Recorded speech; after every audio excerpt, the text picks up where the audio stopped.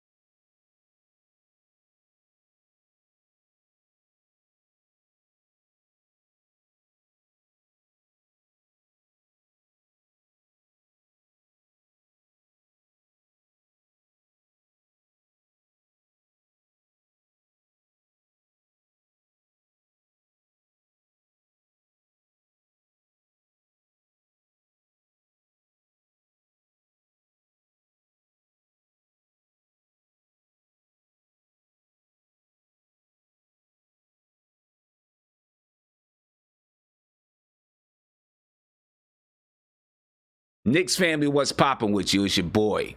And yes, I mean, Sim Singer, if you checked out the video yesterday, you would have seen that I said I was going to be on time, although I was going to be 5 minutes late. So, we're here. The show is starting, ladies and gentlemen. We got a mock big board today. New York Knicks mock big board. We got Kevin in the chat. We got Eru in the chat from Die Hard Knicks podcast. And we got Galaxy S10 in the chat. You know what I'm saying? So we're going to go ahead and get this thing popping. It should be a fun show. We got a lot of stuff to get to and go over. But let's get the guys in here first. And, you know, just start talking this thing up, man. Peace to you guys. Thank you guys for being here. Oh, though, before I even get to these guys, just remember we got the Big Brother, Little Brother podcast, or Big Brother, Little Brother channel. That's going to cover the Knicks, the Nets, the Giants, the Jets, the Yankees, the Mets. You get it. All right, so make sure you subscribe to the channel. I'll put the link in the chat. But let's get over here with these guys, man, to get this thing started. Isaiah, you got noise in the background. I think you're going to have to mute for a second, man, because you got customers. Anyway, Cav, what's popping with you, brother? How you feeling? Hey, I'm feeling good, man. How you feeling? I'm feeling good, bro. I feel pretty good. Okay. You know what I'm saying? I feel pretty good today. We're going to do this mock big board. Yeah, it's going to be fun. Research. I did some research, so... Hopefully it's not too long of a show. Your mic is a little bit low, Kev. Okay, let me try and fix that. Your mic is a little bit low. Hopefully it's not too long, but we got a lot of stuff to talk about and get to, so it's going to be dope. Eru, what's popping with you, brother? What's good, man? I'm out here driving. I'm on the Jackie Robinson right now. Okay, be careful out there, man. Make sure, just make sure you be careful. Sim, can you hear me now? Yeah, I can hear you. It's still a little bit low. Still low? All right. Yeah, it's still a little bit low. So look, with the mock big board, man, we're not just talking about it. I got a whole presentation for you guys. Oh yeah. Got a whole presentation. You know what I mean? So it's gonna be a pretty detailed stuff up here that we're gonna be going through, ladies and gentlemen. Big shout out to you guys for being here. Glad you guys are here. I appreciate it. Victoria, yes, or Victor, not Victoria. I'm sorry, Victor. Yes, this is live, Victor. I didn't mean to call him Victoria. I meant to call him Victor. Why you just came and joined that, man? I don't know who the dude is. He's probably gonna try to beat me up now. You know what I'm saying? My bad, Victor. I meant to say Victor, not Victoria. You know what I'm saying? Meant to say Victor. But anyway, let's go ahead. Oh, Isaiah, say what's up, man. I didn't get to let you say what's up. Say what's up, bro. Hey, what's going on, y'all? That's all you got? Hey, what's going on, y'all? That's all you got? He's a little bit shy right now because he's at work. You know what I mean? And he don't want to get fired. Trying to do that Barry White thing.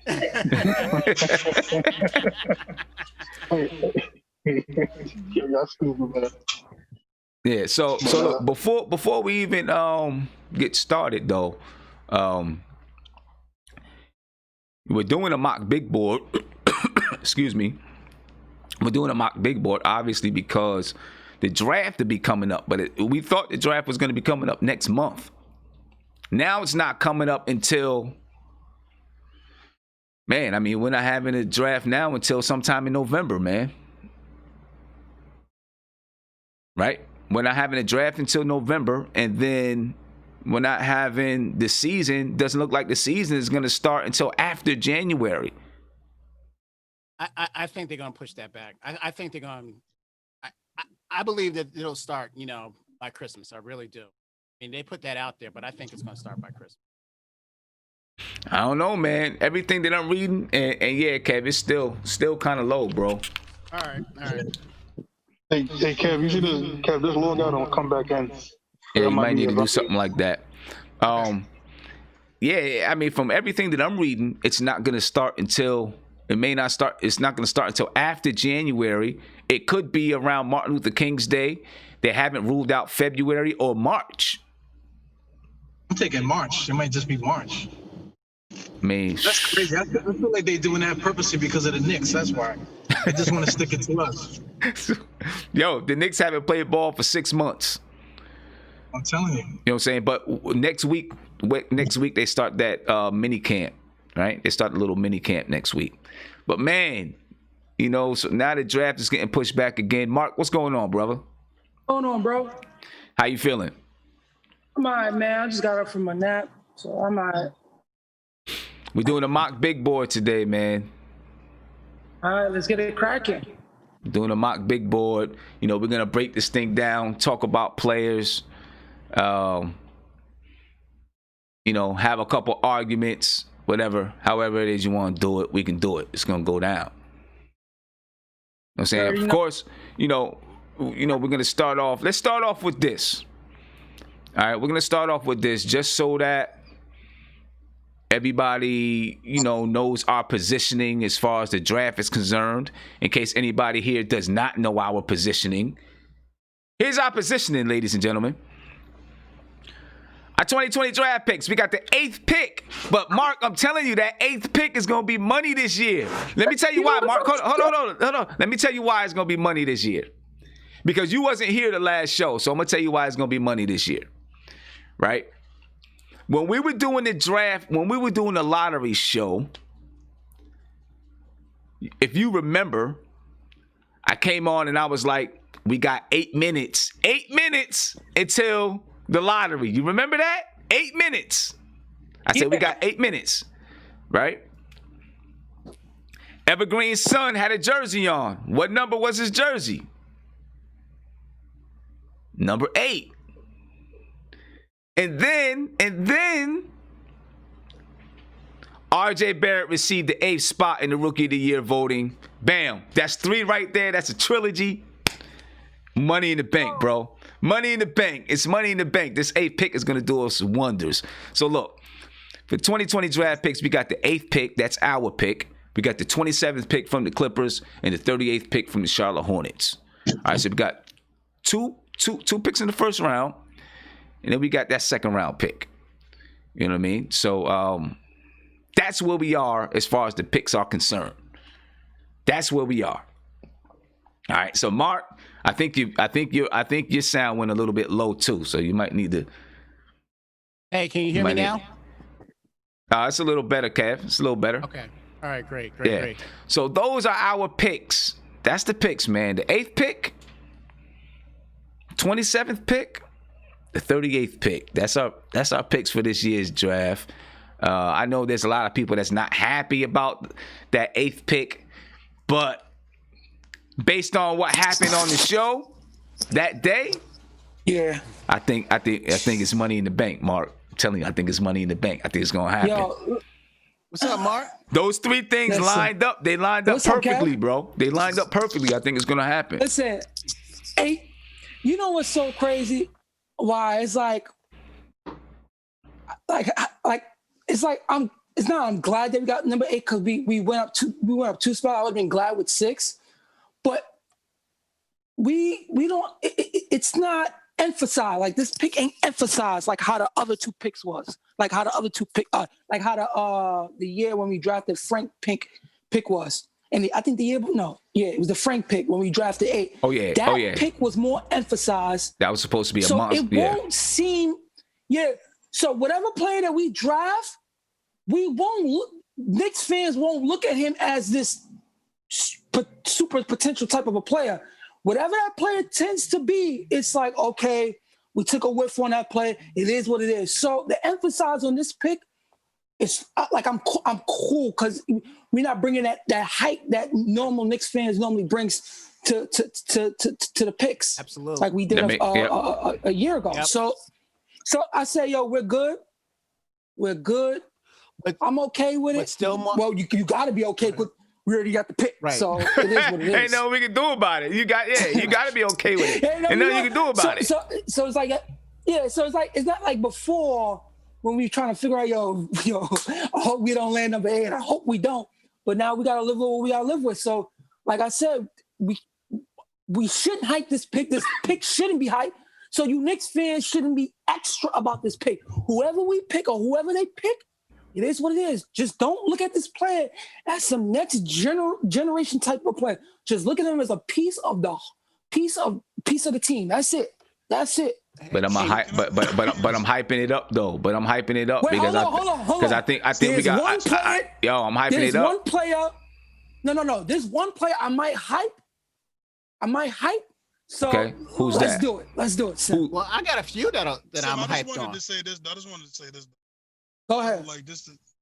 I'm gonna. Sorry, Cal. I go after you. Could go. Yeah, no. Go ahead. Go ahead. Go ahead. I think this year's pick, man. I think this pick is gonna be really, not to hype it up or anything, but I do think this pick will be very important, just because where the Knicks are and the pressure that this pick won't have. Because I think a lot of us are universally like, okay, we got the 8th pick. We just want a good player. I think I feel like this year's energy has made me feel that Knicks fans are like, this is gonna be a piece of a puzzle player. And we're gonna get to the names, but again, I'm gonna harp on saying that the Knicks have the opportunity to pick maybe the best shooter in the draft. But I know, we have the best opportunity to get the best shooter in the draft. So saying that, let's get it started. Or I think the best wing defender. There's one guy in here. Mark, you can get that in the player we're gonna talk about. But we're gonna talk about it. Yeah. Let's go. The thing about it is, you want, and I agree with Isaiah that you want a player that's going to fit what we're doing, and I believe that it is important because, number one, this is a new management team, new scouting. I mean, this is the guy from Utah and Perrin who's going to make that pick. And that's why I trust what he's going. Well, we got no choice, but I trust him more than what we've had in the past. That's Kevin, there's many. I think there's many things that could happen. Yeah, hold on one second. It's not like I don't like Frank, that I don't like Knox, or anything like that. I'm going to support those guys, but I think with Perrin, I think that he's going to see where we have a need for, and we have a need for, and I think I know the players that you and Isaiah are talking about. We have a need for that, and he's gonna look to see. He's going to look to make the best decision. And I'm glad, I know we'll get to it more, but I'm glad that the workouts are going to start this Monday so he can get a general idea of what it is that we need. So I'm glad that we're going to have like a good month. 2 months? Yes. Yeah. What's crazy? I don't know if you follow some of the guys on social media, but I seen Mitchell Robinson at the facility. He was already there. He had his Knicks uniform on, but he was at the But now they're going to have the coaches are going to be there now, right? Yeah, the coaches and stuff are going to be there. And so the way that it's going to begin now is, I think the first week is going to be individual workouts, and then after the first week, it's going to be they'll have scrimmages and stuff like that. So hopefully, I don't know if they're going to be televised, but hopefully we get a chance to at least see them play a little bit. Right? Hey, So- Sim, real quick. Yeah. Well, in the next coming, and I guess after the NBA Finals, will the potential draft lotteries be able to? I mean, lottery picks. Will they be able to? Will teams be able to look at them? You know what I'm saying? Say that again. Okay. He's talking about tryouts and like workouts. Yeah, like the workouts. Workouts Yeah. to players. So they'll know what they're gonna. So they'll have a pretty good idea of who will fit our system. Like the draft combine. Are they and going to the guys have like visiting. a draft combine or something like that? I don't know. Yeah. I have no Draft idea. I don't think they're doing that. Well, not so much draft combine, but you know how we invited those draft picks to the facility, how we invited Right. Knox Yeah, and invited pre-draft workouts. pre-draft workouts. Right. Yeah, that's what we did. I mean, I don't know. They may do it individually, and instead of before they could do where you could invite 2 or 3 players. Maybe they'll do it individually. I don't know. They're gonna have it on Zoom. Yeah. Right. So they're doing now, everything is all on Zoom. Now. Yeah. All right. So let's do this again, ladies and gentlemen. Our draft picks for 2020. We got the 8th pick and that's our pick. The Knicks pick, the 27th pick, and we got the 38th pick. All right. Let's talk about the team needs before we even get into it, because this is just, right now, we got a little system here. Defense and shooting. Okay, so let's That's talk about what the we need. team needs. All right. Number one, we have the need for a point guard. Right? And look, let's be honest. Go ahead. Let's be honest. I don't think we're going to find, if we're not in that, I don't know if we're going to find a point guard that can bring the leadership skills that we need in the draft. At least not right from the beginning, right? It may be it may be someone that 2 or 3 years down the line develops those leadership skills. Yeah. Right? That's one big drawback from the I think draft that Chris Paul's altogether. off the table. Even if we had the number 2 pick, Yep. right? And we were going to get LaMelo Ball. He's probably not having that type of That's gonna take leadership years. ability at this point, He was right? going to take years. Him was going to take years with the leadership thing. Yeah. You know what I'm saying? So, that's that's a potential, what do you want to say? That that's a little bit of a Sam, I don't want to say drawback. I think that Chris Paul thing is off the table. Yeah, that I'm not gonna lie to you. I mean, not to really. I think that should be a separate video, but that's looking more. Yeah, that's the way he. people I are think looking he's. at him. I think he's going to a contender. Hello? Oh, Hello? Yeah. that? You said you think he's going to a contender. Yeah, he's going to go to. He's going to go to Yeah, a contender. that's I mean, that's over now. I mean, he may. He may end up in what? He may end up in Milwaukee or something like that. That's what you're thinking. Oh, it's Milwaukee, Philly. It's those 2 teams right there. It's Milwaukee and Philly. Well, either way, our team needs a point guard. We need a point guard, right? However we're gonna get it, we need a point guard. I think we need a small forward too. We need to start a small forward. Oh, there you go, Sip. And this is why the 8th pick. We need to start in small forward, right? Hey, Mark, baby, we need gonna that. Mark. We gonna get that, baby. Okay. We gonna get that, baby. Okay. RJ playing small forward. I mean, if RJ's playing small forward, then you need to start shooting guard. Either one. You need. Right now, I'm I think. along those lines. I kind of think we need a shooting guard more than anything. Okay. I mean, right now they kind of have RJ slotted at that 2 guard spot. I do think he's going to end up being a 3-man, but yeah, we need a small forward or shooting guard, Another whichever one you want to say. small forward would be Right. just right. Okay. So I can add in there small forward / shooting guard if we want to Basically. add that in there. Another swing, Right. another swing. I'll be honest. Some also what we need, Sim. I don't know if you put this up here. And another We center. need. Yeah, I was gonna. Hold on. Marcus, We're not done yet. I'm not done yet. We need a penetrator. Well, that comes with the Right. point guard. It doesn't always come with the point guard, That's a But hard almost, moment now. hold right? on, but almost, But you need a penetrator. yeah. But most of the point guard that Right. got the ball in hand is guys Okay. that's penetrate. Okay. You need defenders. Always need defenders, right? We need defenders. Always. We need 3-point shooting, and we need center depth. So We that's need a lot of everything. stuff that we need, We bro. need That's a everything. lot We of need stuff. That's a lot of stuff that we need. Yeah, I think on number this one, we team. need to play with a post because the last few guys that we drafted, it's like you have to like shock them just to get them to like wake up or whatever. I'm talking about Frank and Knox, you know. Yeah, We need so, somebody I who's was, self-motivated. but yeah, I'll say this though about Frank though. I feel like this year was sneaky. Like he's woken up. Like there were more games this year. There were more games this year. Let where I me was tell like, you something, okay, Isaiah. he's not- Let me tell you something. Those 2 Dallas games is probably the best I've seen him play. If I could, Oh my God. if I could get that 60 games out of the And the year, Houston game. And the oh Houston game. my God, So- was that incredible? yeah. But I mean, but look, those are our needs: point guard, small forward / shooting guard, penetrator, defenders, 3-point shooting, center depth.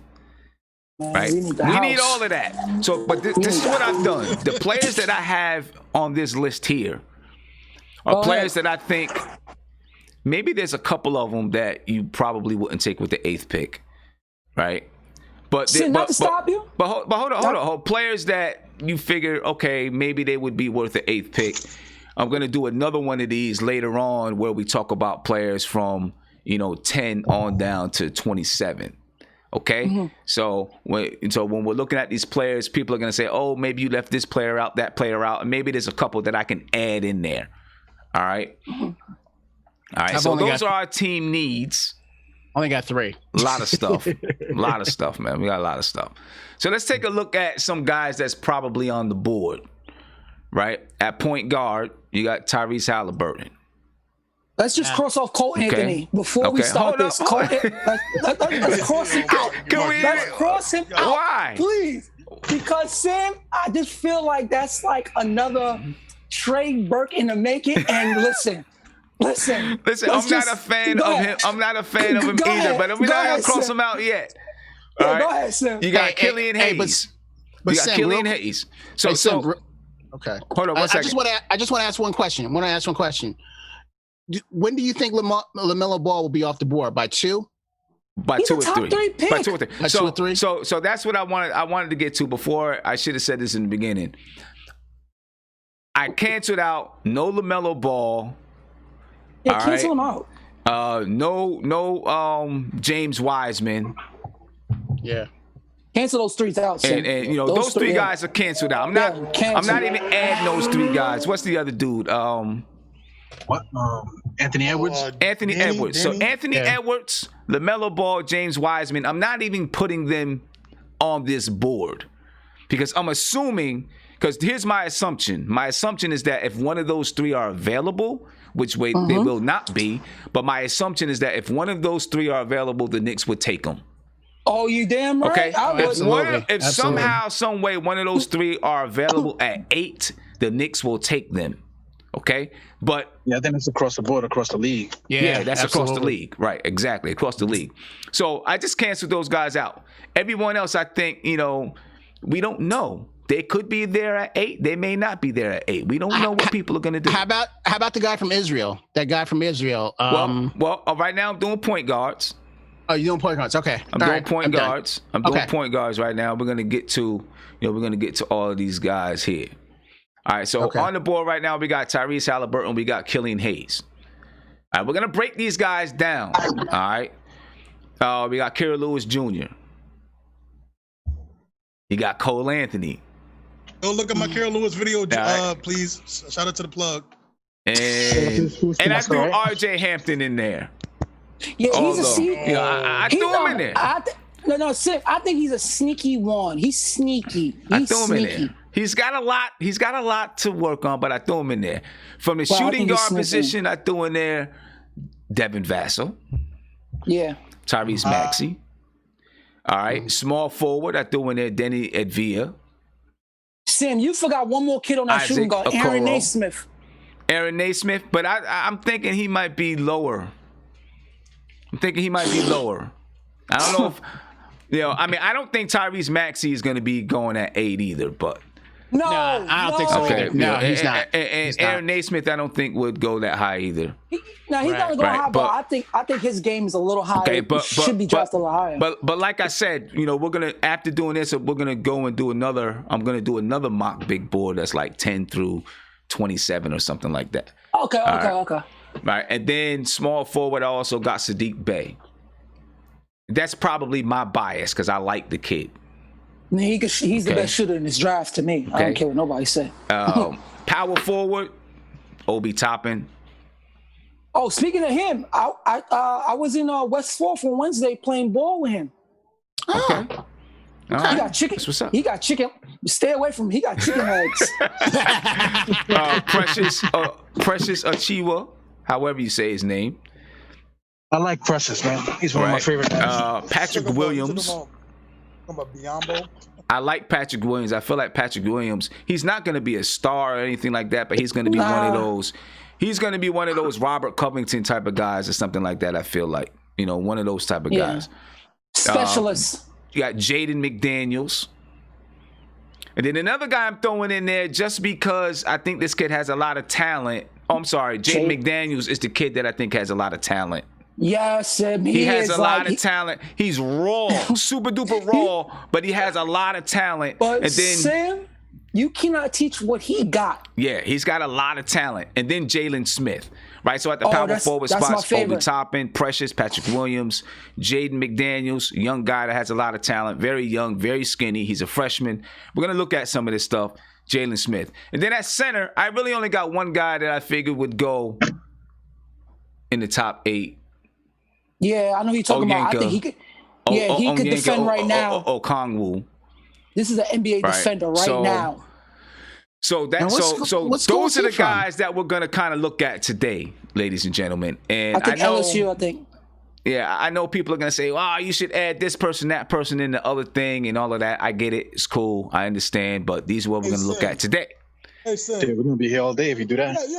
Yeah, that's what I'm saying. That's what I'm saying. Right. Hey, so here's the people. hold on 1 second. So here's the way it's being broken down, ladies and gentlemen.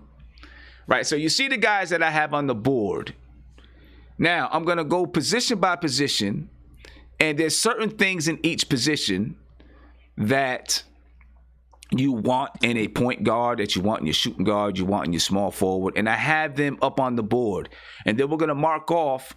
Does this player have those characteristics? Yeah. Right? So we'll mark it off. We'll talk about it. We'll mark it off. I also have a star next to certain characteristics. Okay? Certain attributes. I have a star next to those attributes. And if I have a star next to it, that means that is something that is an overall need for the team. Like, for example, if there's a star next to defense, it's because defense is an overall need for the team. You know what I'm saying? Yeah. If there's a star next to three-point shooting, that means three-point shooting is an overall need for the team. So while we're looking at these players, we're looking at, do they meet what you want from your point guard? Do they also meet what you need for your team? You see what I'm saying? You get what I'm saying? Right? So we're looking at how these players fit within what we need. All right, we're going to start with the point guard spot. And right now, I don't have anybody in any kind of order. They're not in any kind of order right now as far as who's best between the point guards. I just have them listed. And then we're going to talk about, at the end, we're going to talk about our top 10 players. What's our top 10 players on the big board? Okay? So hopefully this doesn't sound confusing to everybody.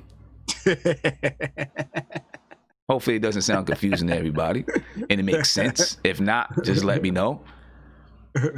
Okay? But let's get into it, man. Let's talk about the point guards first. All right? First point guard we got on the board is Tyrese Halliburton. Okay? And this is what I have, and we can talk about it and you know, make changes and stuff like that. But this is what I have for your point guard prospects. You want them to be able to facilitate, create for others, penetrate, defend, and three-point shooting. Okay? That's what we need from a point guard. It's a facilitator, create for others, penetrate, defend, three-point shooting. So let's talk He don't about have it. penetration. Okay. Yeah. So Tyrese Halliburton, facilitator. I do think he can facilitate. He's the top of this draft Right? at facilitating. As far as facilitating, yeah. I think he's yeah, top of he's the draft. top. Yeah, All right. he's top. So he gets an NBK logo. All right. So if you guys have seen it on YouTube, you see what I have up there. All right. I think he can now. Here's going to be a point of contention with Tyrese Halliburton. He can create for others. He can create for others.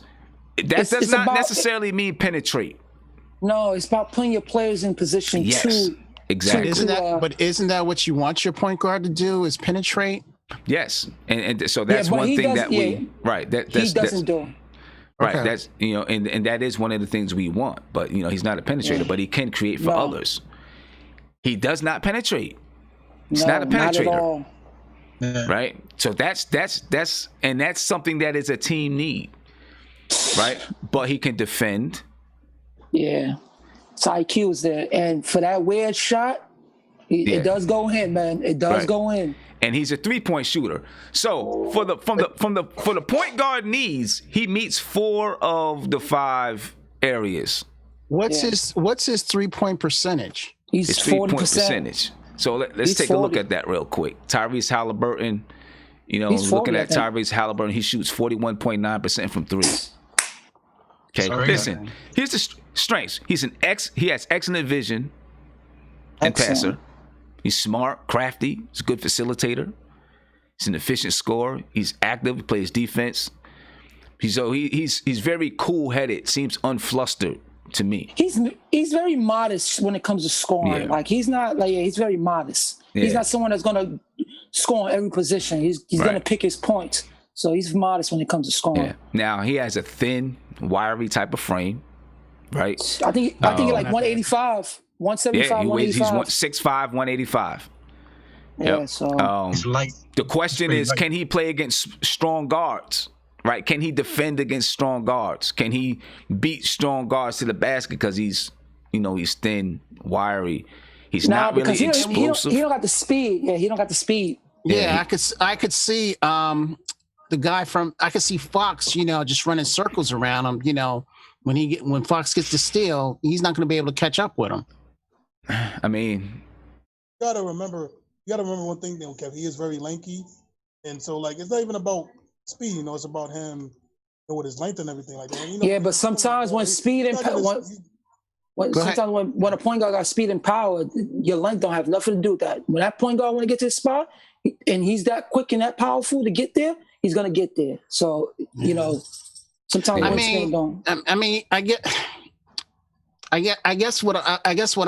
that's the only thing that I'm concerned about. But then again, if Frank can bottle up Kemba and some of these other guys, people forget about with Frank. Because Frank is a bigger guard. Say again? He's bigger than him. Frank is a big guard. Right. That's what I'm saying about this guy right here. I mean, let me ask you this: how tall is Frank? I think he's 6'5", 6'6", bro.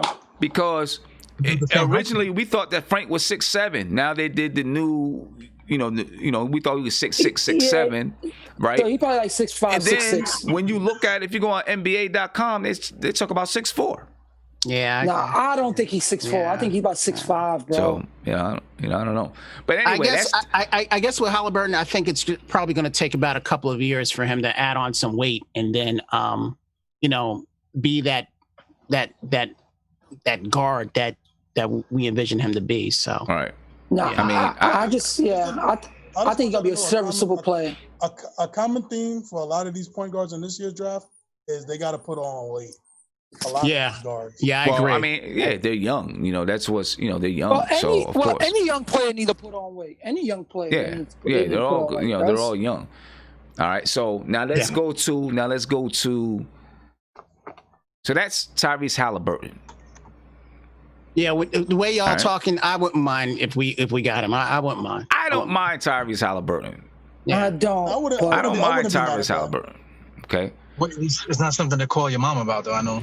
Yeah. Right. Exactly. Exactly. You were exactly. Yeah. You got That's your side piece. I don't know if you guys curse on here, but that's like a bottom bench right there. Oh, yeah, we gotta keep it clean. Keep it clean on We the try to show. keep it cool, man, because the kids are in school right now, but they're on Zoom in school. But yeah, we try to keep it cool. Killian Hayes, next guard, Killian Hayes. That's my guy. That's my All right, guy. that's your guy. Okay, he can facilitate. Yes. I like this kid a lot. Okay, he can facilitate. I do have questions on, just from when I seen him play, if some of his stuff is, when he creates for others, because he can't create for others, is it based on because of the system he was in, or because he is a creator, a natural creator? He's a creator. He's a creator. Yes, sir. Yeah, he can create. But I have him. With, You're very low, Isaiah. You're low. Yeah, you're very low. But I have him down as him being able to create for others. Yes. Yeah, I think he can create. He can penetrate. Yes. Yeah. He can get in the lane. Strong 6'5" too. No, he get in the lane. Yeah, he can get in the lane. He's not like gonna blow past you. But off that screen and roll, he can get in the lane, get himself small and get in the lane. Yeah. All right, so, that's another way of penetration. He's a decent defender, so I do have him down as defense. He's a good defender. He's not. I'm going to tell you this. He's smart on the floor when it comes to defense. Oh, yeah, absolutely. If you have your scheme, if you're a team that has a scheme against the other team, he can play that. He's very intelligent on the floor. Absolutely. Yeah. So he's he can't shoot the three. Well, hold it now. Let me see. Shot 29.4%, bro. 29.4%. But right now he's not that. Right. Right but now here's he's the not thing. a 3-point shooter. But here's the thing, Sam. He can hit it off of screens. He can sit it off the pick and rolls. Okay. So that's one thing that he's got going for. Yeah, he's not like a volume 3-point shooter in that case. Right. He's more of a if it's open, he's more of a spot up. He's gonna make his three spot up. Yeah. If you watch him, he's gonna make his threes more spot up. It's more of a spot up 3-point shooter. Okay. And as he comes, he probably get better in taking pick and roll threes and stuff like that. But he's not a volume scorer. He wants to penetrate. He wants to penetrate. Right. So look, he's got good court vision. He's a smart player, good basketball IQ. Can play in the open court, score off the dribble, plays defense. He's got to develop that shot. Yeah, and he's huge. He doesn't really have elite speed. He's a strong kid compared to Halliburton. Right. He's strong. Exactly. He's strong. He doesn't have elite speed. He doesn't have elite speed. So he can take the contact then, right? When he can take the contact. That's huge, especially in the NBA, right? That's going to be huge, being able to score through contact. Yeah. So now, like when it comes to defense, he could position himself where you have faster guard that's trying to penetrate. It's going to be hard to move the kid. So now that's when his size and his wingspan counts, because now you can't really mush him. He's 216 at 18 years old. At 18, that's crazy. Yeah, that's crazy. That is crazy. My only concern with him is his turnovers. He averages about 3.2 turnovers a game. So that's the other. My only thing with him is that if you draft him today, you're not going to get the type of player that you want in a few years. Period. Like that's just what it is when it comes in. Yeah. That's just what it is. Yeah. But his potential high ceiling is very, very good. Yeah. Absolutely. He doesn't strike me as a guy that's afraid either. He's not afraid to No, he don't look. No, he does not look it at all. I don't think none of these. Can you hear me better? Players, Yes. Yeah. absolutely. I don't think. Okay, thank you. I don't think none of these international players that come overseas nowadays are scared to play in the NBA. Are we talking about Killian Hayes still? Yes. No, you know what? But you know what's crazy with Killian Hayes, man? What he really has to work on, because I think he can be a really good defender. He just reminds me so much of D'Angelo Russell that it scares me. No. He just reminds me of D'Angelo. To me, he reminds me of D'Angelo. Why do you say that? Why do you say that? Because he's not a scorer. They have the similar play, and then I really am kind of tired of these point guards that don't drive, because some of these dudes don't drive. No, he drives. He drives. He can drive. He can get in the lane. He drives, bro. I mean, he's not going to blow past somebody, but he can get into the lane. But No, he can anyway, see the lane. he fits. When you're talking about he fits. Yeah. What we want in a point I think guard. that era's over.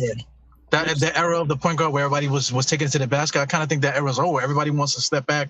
Everybody wants to shoot the three. Yeah, like that's true. Right. Now everybody want to be Steph Curry. That's what everybody want to do. So Everybody what I'm wanted to watching. be Steph Marbury back in the days, you know. right. It's like Hey, Sam, real quick, you as a coach, do you think there's something wrong with everybody trying to, hit the three pretty much? You want to take some two. You want to hit some twos, right? I mean, I want to hit twos. If you are an accurate 3-point shooter, I don't mind you shooting it. But if you're not an accurate 3-point shooter, don't shoot that. Don't shoot it.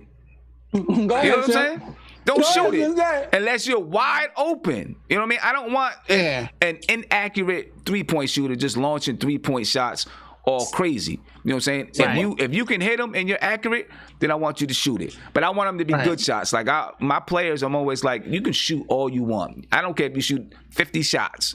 As long as they're good shots, I don't care. Yeah. But if you start shooting wild, crazy shots, I'm taking you out the game. Your ass is sitting next to me. These teams, when I'm watching the play, these teams really think they Golden State. And Golden State, they take threes. They take threes within their offense. But let's get through this because we got a lot of players to get through, right? All right. When we're looking at Killian Hayes, he fits four of the 5 things we need from a point guard. Yeah. He can facilitate, create for others, penetrate. He can defend. He's an okay defender. He's not really a 3-point shooter. Tyrese Halliburton, he fits 4.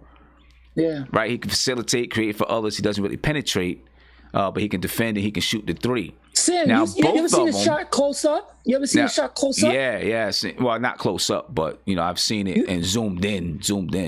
Yeah, it's like it looks pure when it comes off his hands. Yeah, but who's this? This is Halliburton, you saying? Yeah. Okay. Yeah, but they both meet 2 of the overall team needs, right? Tyrese Halliburton, he can defend. 3-point shooting, those are 2 of the 2 of our team needs, and he's a point guard, so that's 3. And then Killian Hayes, he can penetrate and defend, and he's a point guard, so they both meet 3. Now let's talk about Kira Lewis. All right, Kira Lewis. He's 6'3", small, 165. Yeah. Right, sophomore, he's 19 years old. He averaged 18 points a game. He won 65. 165. Yeah, 165. Yes, small, bro. 6'3". 6'3". It's not like he's 6 foot 165. He's 6'3" and 165. Listen, like I said, he's gonna I think he's gonna go in the late 20s. He's gonna be a bench player. Unless he really lights it up. But listen, so this is what he is. He averaged 18 points a game, 4.8 rebounds, 5.2 assists, 1.8 steals, 3.5 turnovers. He shot 46% from the field, just about 37% from 3. He's got elite quickness, first step. His change of direction, change of pace is elite. Yeah, he's got good court vision. He plays the passing lanes on defense. He's he needs to learn how to finish a little bit better. When you have that kind of speed. He can't finish around the basket. Yeah, when you have that kind of speed, it's hard to slow yourself up. You know what I'm saying? Yeah. When you have that kind of speed, he's got to improve his shooting. Yeah. And then a decision maker. He's not a facilitator really. Would you compare him to Fox? He's like a De'Aaron Fox type of player. Yeah, like they can make the plays, but it's not something that. It's just that Fox can finish. It's just that Fox can finish. Yeah. So what does he meet? What needs does he meet for us? He's not a facilitator. He's not a facilitator, but he can create for others. He can create for others, right? He can create for others because he can penetrate and he's got speed. Right, so he can create for others in that way, but he's not going to facilitate for you. He can penetrate because he's got that speed. Yeah. He's a defender because he can play the passing lanes and get steals because he's so quick. One-on-one, he's so small. I don't know how well of a one-on-one defender he is. He's going to get worked. He shoots about 37% from the 3, so he can knock down the 3. So he does meet 4, but I think that missing the facilitation, I think that's a big key, man. That's important. That's important. That's important. You know what I mean? So, I mean, he meets 4 of the 5 things you want from a point guard. He meets 3. He can penetrate, defend, and shoot. He meets 3 of the team needs. Plus, he's a point guard. But I think that facilitation. He ain't no punk. He ain't no punk. Right. That facilitation, though, I think we need that. You know what I mean? We need that big I think time. we need that. Yeah, because he's got to set up, not just RJ, but he's got to set up everybody. So yeah, I think we need what's that. his player comparison? What is his player comparison? Like, what do you guys think he reminds you of? I mean, he's like a De'Aaron Fox, but a second-rate, low. I don't want to say low rate, but Well, they say he's an underrated passer, so that's the other thing. I know he can make plays, but when he's on the floor, it's like he's like a jump starter. Like when you watch him play, he's a jump. Like if he comes to the NBA, he's gonna be more of a jump starter guard. So like if you need your bench to get you back in the game, he's gonna be one of the valuable players to help your team get back in the game. Okay. He's like a microwave kind of player. Yeah. Oh, okay. Yeah. All right. Yeah. Yeah. So now we're gonna get to your guy. Who guy? Your guy. Your best friend. You seen him on TMZ, right? Please. Yeah, I saw that, man. I saw that. I'm like, no, stay away from me. Oh, what happened? I didn't see him on TMZ. What happened? He's on TMZ pleading to be a Knick. Oh. I think I did hear something about that. See something about it. That's your guy. Cole Anthony, man. ladies and gentlemen.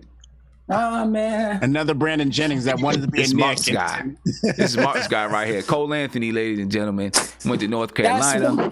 Freshman. That's one person who I did not want to hear his name. Look, okay, he averaged 18.5 points per game, 4 rebounds, 5.7 assists, 1.3 steals. He shot 38% from the field, 34.8% from 3. Had a knee surgery in December. Look, he has an explosive first step. No, let me tell you something. He's going to be good. He's got a bunch of finishing moves. He's got a bunch of finishing moves. The guy, he's got the floater. He's got a side step. He can Euro step. He's got a bunch of finishing moves.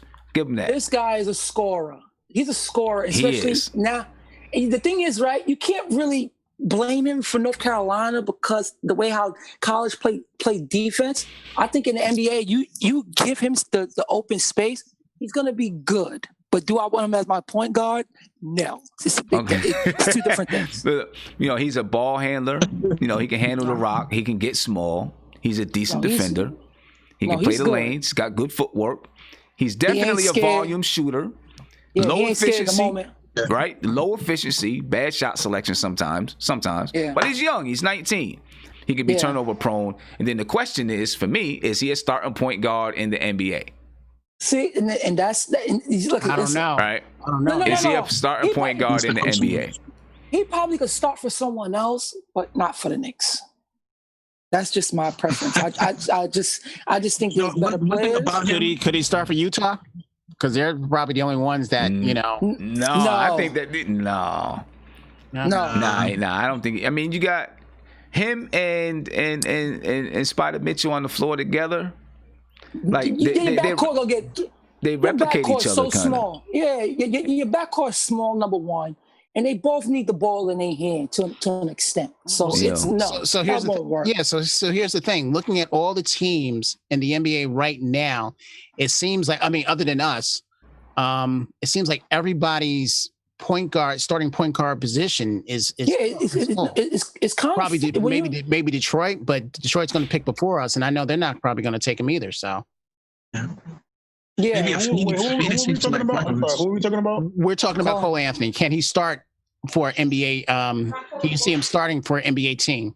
And I'm saying no because it seems like everybody's pretty much established. Just that us. Well, the thing is, he may not come in and start.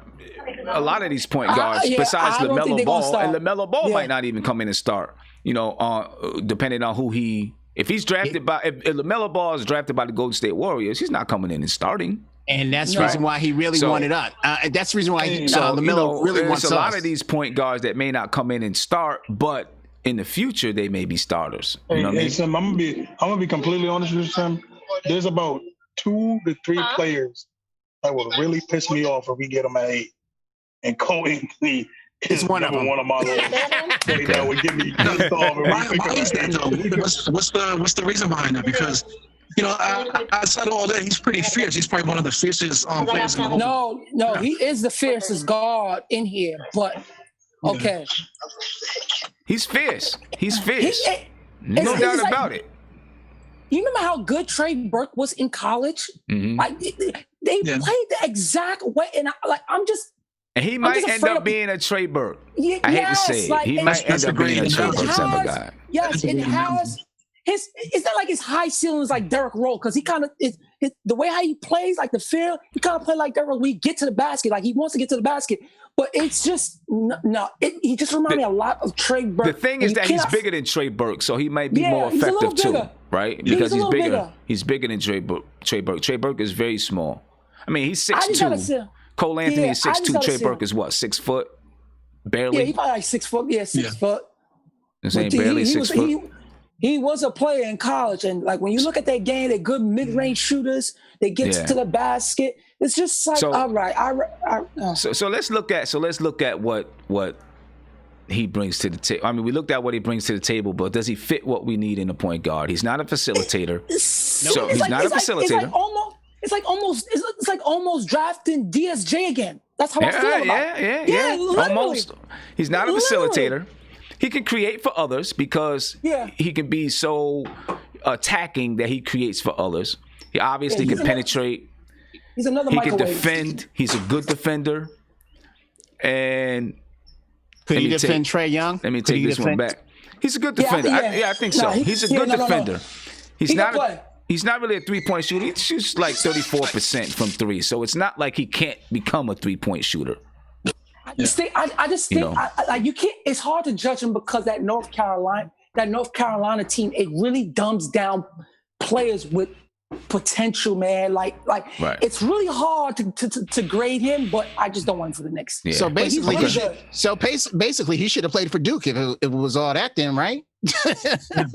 So I think he should have went to Memphis with his boy, Precious. He should have went with Yeah, he Precious. should have went somewhere else where they let him play freely. This is a guy you're gonna have to let play freely, bro. You cannot restrict his game. So Adam Collier asks, why can't he facilitate? He's not a facilitator, bro. He's a shooter. He's a scoring guard. He's not a He's a facilitating microwave guard, scorer, man. man. He's a scoring guard. He's not a facilitator.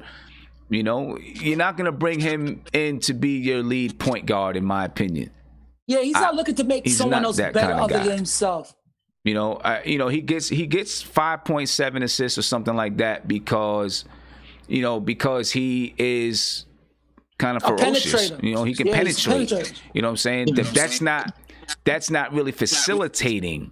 You know what I'm saying? Because when you are a facilitator sets aside his scoring Yeah, and he ain't so doing that they can get everybody else together first, and then they get what's left over. You know what I'm saying? And I'm not saying he's there's the anything opposite. wrong with him for that. He's just No. not that. That's not what he does. You know what I'm saying? He may do it from time to time if it's called on, but that's not going to be his primary role when he's on the floor, right? He can score the basketball. You know, he can be He's only fierce. gonna He can get pass into the if he can't lane. score. You know, so yeah, that's why I don't think he's a facilitator. You're gonna get them cheap assists. Yeah. Right, Yeah. right. You know. And then the last guard that we're going to look at, and then we're going to move on from there. Now, what I want you guys to do, though, is try to keep in mental notes or whatever, because at the end, we're going to figure out who is our top 10 guys that we're really looking at, okay? You know, who are our top 10. All right? The next guy, R.J. Hampton. All right, listen, this is, he's a young dude. He played for the, the New Zealand Breakers. He played international professional basketball. Over there, he averaged 8 points a game, 3.9 rebounds, 2.4 assists, 1.1 steals, shot 40% from the field, 29.5% from thrk. So he doesn't have what some of these other guys have, but he's one of these kids that's a work in progress. He would be. Yeah, he's a work. He's a project. He's a Yeah, project. Definitely. he would definitely be a project. So you're not taking him anywhere near as 8, in my opinion. But depending on what you do take at 8, it might be something that you get lower in the draft. If you say, you know what, he's there, maybe we'll take him, because he could end up being a really good player in the NBA. I think 6'5", 188. He could end up being a good player. I think. You know what's so funny? If I you think have, if he- go ahead. Go ahead. I think if he either stayed 2 years, one more year there, I think that would improve his game more. Because one thing about this kid, the explosiveness and that quickness, bro. Like Yeah, it he's is top. breathtaking. Yeah. It He's is breathtaking. top notch. Even Yeah. it's sad to say, if you watch Russell Westbrook in UCLA, it's like that's how I look at him. Because when they took Russell, Yeah, they absolutely. just took him because Russell was not supposed to go high. He has a lot of little Russell in him, but I think he's a little smarter when it comes to handling the ball than Russell at the time, or even now. But I think he needs time. He needs time with that explosiveness. He's gonna need a lot of time. I think he definitely needs a lot of time. What I'll say to your point, Sam, as long as a team has a strong development program, I think any player can really succeed. Oh no, let's not say I would. Let me ask. Okay, all right. So let me ask you this. Let me ask if Kevin Knox was on, let's say Phoenix, or let's say Utah, let's say Miami or Toronto. You don't Let think me tell you something. Kevin Knox? If you talk about the Knox today, he wouldn't see minutes for Miami. He wouldn't see minutes just because he don't play with a ferociousness. Absolutely. He don't play with the motor that those teams require you to have.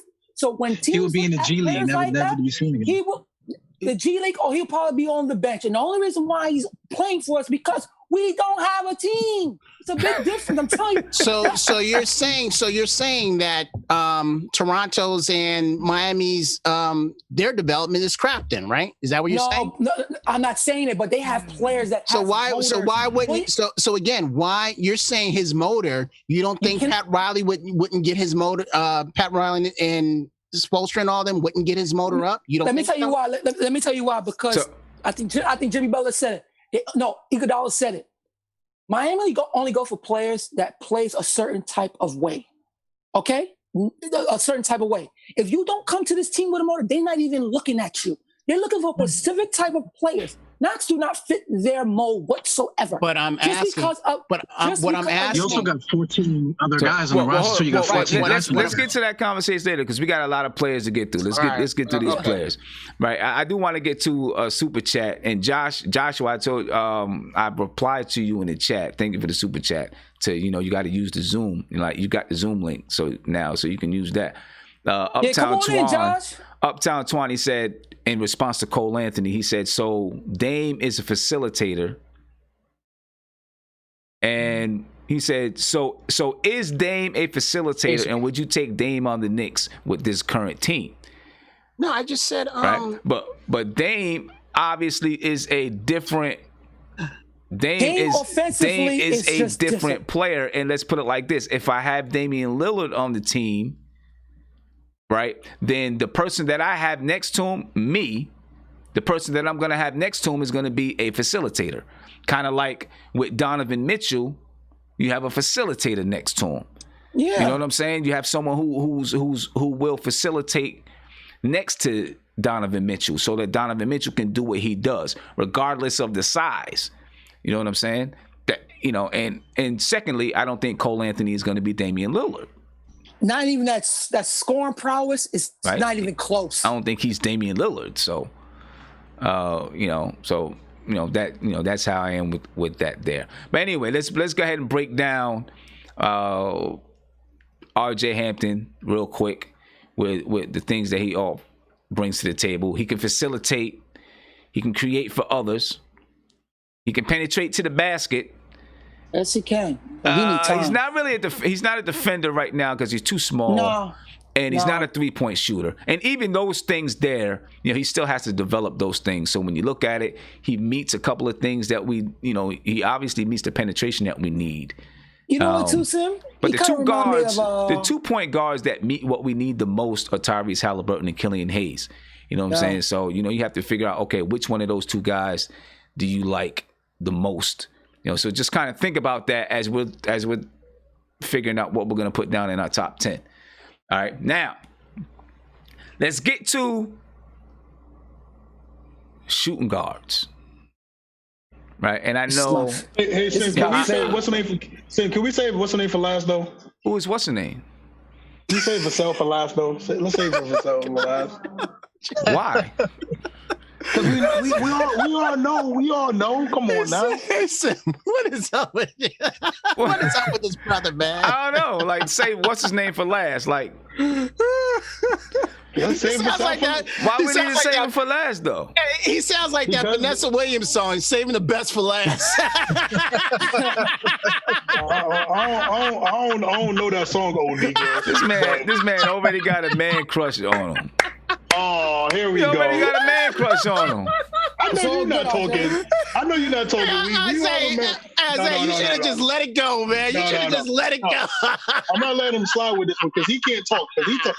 Don't listen. I remember 2018. Yo, Kevin Knox. Yo, he might be Kevin. He a 3-point level scorer. That's what But he thought. I That's didn't what he have a thought. man crush on him. Like you, like. I can't Can we save him for some? please save this guy till last? Because I gotta make sure I don't got no Yo, clients. Isaiah, you set yourself up, bro. You sure did, man. You set This yourself why I up. don't. for This that. why I don't like. This why I don't like y'all, man. This why I don't like. Listen, when I make it, when I make it solo, don't say anything. But man, what you- I'm saying, you I played your- can't you I played can't save him for yourself. last. I'm sorry. Go I ahead can't. with it, Sim. Go I ahead with can't. it. I can't save him for last because, he's already on here. So There's sorry somebody about that, I- Isaiah. I can't do it.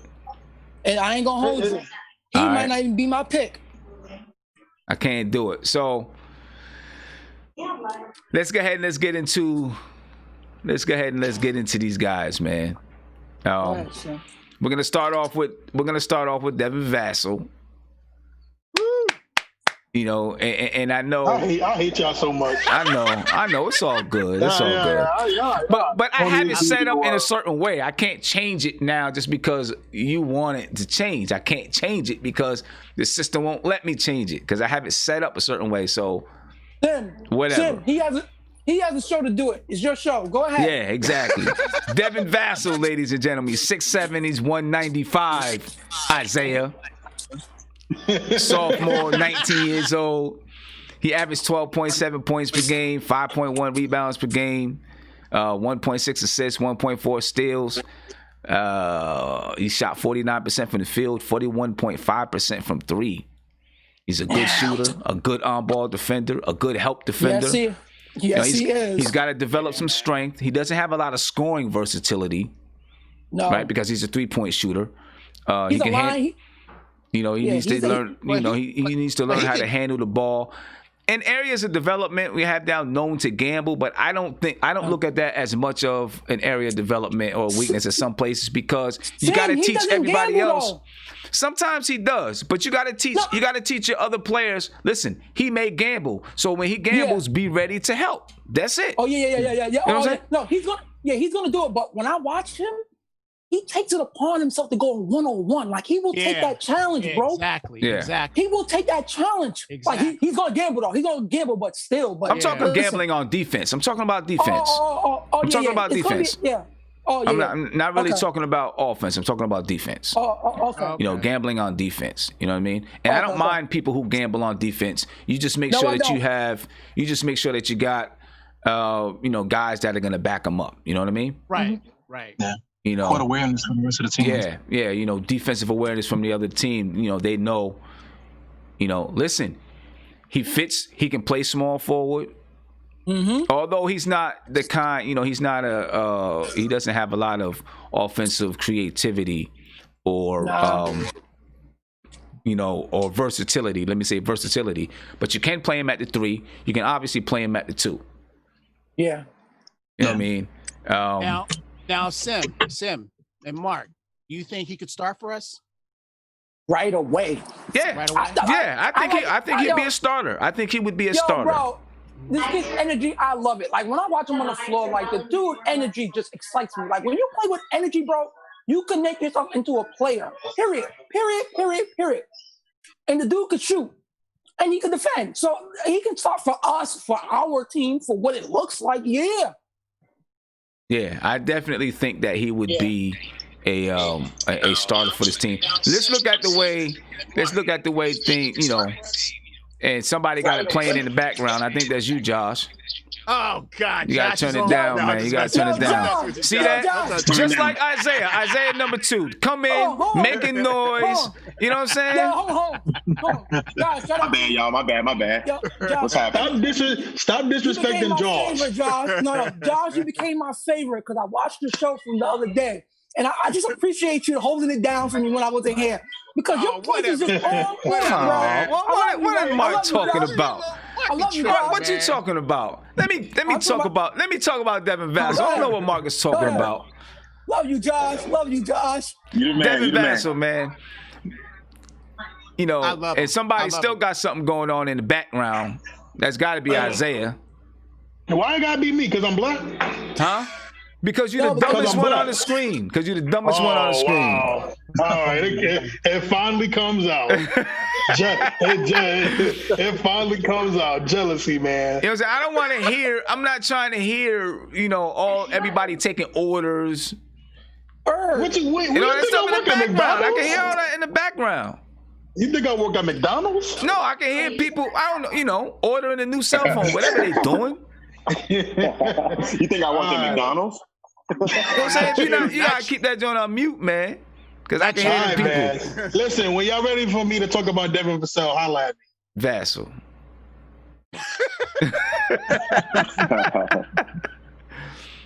All right. See, this guy always. Let me get back to it, man. You were saying he could start right away, right? I think he could start right away. Right. He's not a versatile scorer, though. You know what I mean? So, No. That's one thing. He's not a versatile scorer.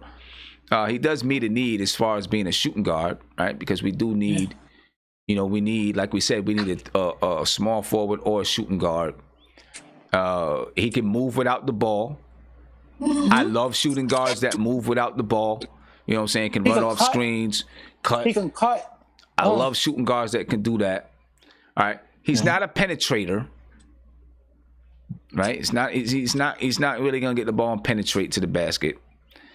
So he won't do that one-on-one stuff, Nah. I I Not mean, really. To an extent. yeah, maybe a said to little an bit. extent. Maybe To a an little extent, bit, but but not- you're not gonna be dependent on him to penetrate for you. And Yeah, he's You know. he's not a driving playmaker type of guy, but he Right. will take it off the dribble. Yeah, Like, he will yeah, get that he- first step he can on take you. it off the He will get dribble. he will get that first step on you, and then if it's a line drive, he's gonna go. But if Yeah. it's not, he's gonna look the pass because he ain't elite with the handle. So Yeah. he will penetrate. He will penetrate, but the playmaker, no. yeah, He's just now, he's just a guard that's gonna score. Now, Yeah. What do you think about Landry Fields? He kind of reminds me of Landry Fields a little bit. Oh no! Nah. Landry Fields. No. Oh God! For the reason, Shout out to he Landry doesn't have a Fields. Shout out to handle. Landry Hey Fields. man, once He doesn't have a handle. He's going to play shooting guard. He's tall or whatever. He's going to shoot in space. but That type of player. But you know Number what? one, he was Melo more athletic than here, Fields. once Melo got here, I think Landry was exposed, man. Literally, I expected a lot more. it wasn't even just Melo. Landry Field benefited Sam, he benefited from Mike D'Antoni's system. Right? Exactly. Sam, Yeah, he yeah. changed his shot the next year. It was Yeah. good the first year. He changed the next one into a knuckleball shot, and Yep. then after that, he was gone. Done. He was done. He was done. He did it to himself. Yeah, Landry Fields. Jeez. At least with Vessel, he could shoot. He could shoot and everything. But We passed. Landry Fields, year one. I'm gonna get back to him. We passed on Lance Stevenson, what? right? And we got Landry Fields and Andy Routins. Right?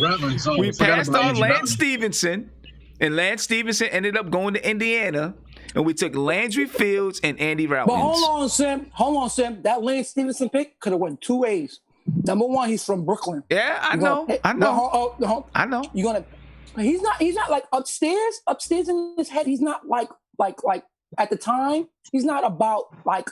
He's about making it to the NBA. But if he got all that money, it reminds me like Marbury. You pay him so much money. He's in Brooklyn, his hometown. No way. No. I get it. But still, man, when you look back at it, you're like, yo, we passed on Yeah, listen, we passed up on a lot. Lance we took Jordan Hill. Stevenson, who he was good for a little while, but Lance Stevenson for Landry Fields and Andy Routins.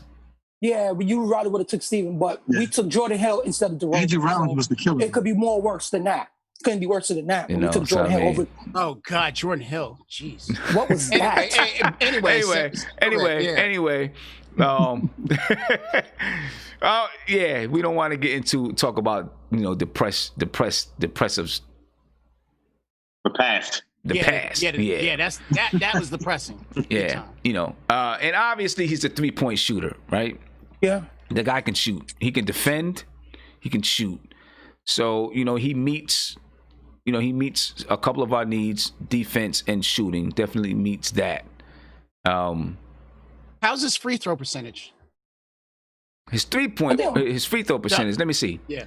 He shot 77%. Yeah, Okay. yeah, like 74% or something like that. So So he's decent. not a natural shooter. He's just a really good wing 3-point shooter. He's not a natural shooter. He's not a Kyle Korver. I don't know. If you give him 7 shots, he can make 4. Like he's gonna make his shots. He's not someone that's gonna like. If you give him 7 shots, he's gonna make 2. No, he's gonna make most of his threes. Like he's a shooter. You have to. Defense is going to have to watch out for him because he can shoot. Because the best way to determine a great shooter is that 50, 40, 90 stat. You know what I'm saying? So if you can at least get close to those. The only thing I'll say about that is, the free throw line is tricky, right? Because if you're at it, if you don't have great concentration, like someone can catch the ball quick, get up, boom, because it's in the rhythm and knock it down. But that free throw line, you got to have good concentration, good focus. Mm-hmm. Let's say he doesn't have that, then maybe it throws him off a little bit. Who knows? So I wouldn't say that means he's not a good, just a good natural shooter. Just think, what I'm saying? He needs to be in the right situation in order to knock down his shot. No, hold on, and it's perfect because guess what? He's gonna have a role with the Knicks. So if you put him in a role, I think he's gonna prosper. So now when he played for his team, he played like frantic. He played like all over the place. Like there's no structure to it, like the way how he played. So if he comes to Tom Thibodeau, he's gonna be able to play in a more of a structure field. So I think his free throws are gonna go up because he's gonna have time to concentrate. Because when you play so frantic, you just out there doing stuff. You're just out there doing stuff. So I think when he comes to the A, he's gonna start to slow down. He's gonna slow down, especially playing with Tom Thibodeau. He's gonna slow down. He's gonna be put into a role. So I think his free throws gonna go up. His free throws gonna go up. Yeah, that's the thing with Tibbs, man. I think he's gonna put in a really good system in for these guys to flourish in. So yeah. Now we're going to move RJ to the 3, right? He has to go to the 3. Well, if you get Devin Vassell, probably. Or they can maybe interchange depending on the possession or whatever. They might be able to interchange. Who that guarding? It'll be a defensive kind of rotation instead of basically. The only way RJ would be a number 2 if he came out next year and became like James Harden 0.220. Like that's the only way he could go to 2. But other than that, he's a 3 to me. Yeah. Okay. Right. So let's talk about Tyrese Maxey. The tweener. Okay, he's definitely a tweener, 6'2". Oh, right. And given that the Knicks just hired. Well, I mean, I can't wait. Go ahead, man. Go ahead.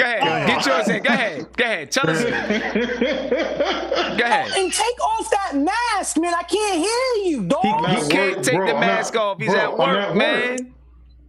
He can't. Come on, Mark. I know you don't know about it, but come on, man.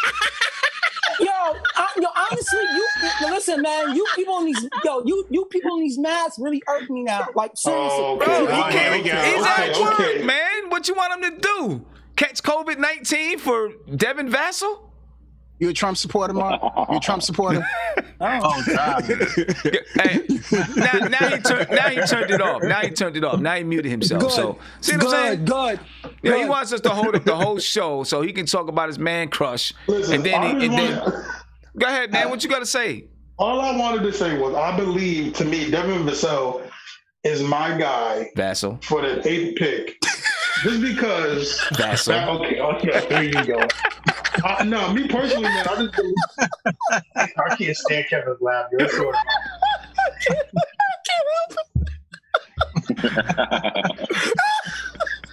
Jesus Christ. Okay. No, so the reason why I'm really big on Vassell is because because I see how the Celtics are playing. I see how the Miami Heat are playing. Yep. I see how the Clippers are playing. Yeah. And we're having two wings that can, like, to me, RJ and Vassell. Mm-hmm. I'm really I'm really attracted to that because It's sexy. Yeah, I used it right finally, but no, I just think those two will be really good. But I just like what Vassell does on the defensive end. Yo, Sim, I can't stand you. I didn't say anything. like you always say body language.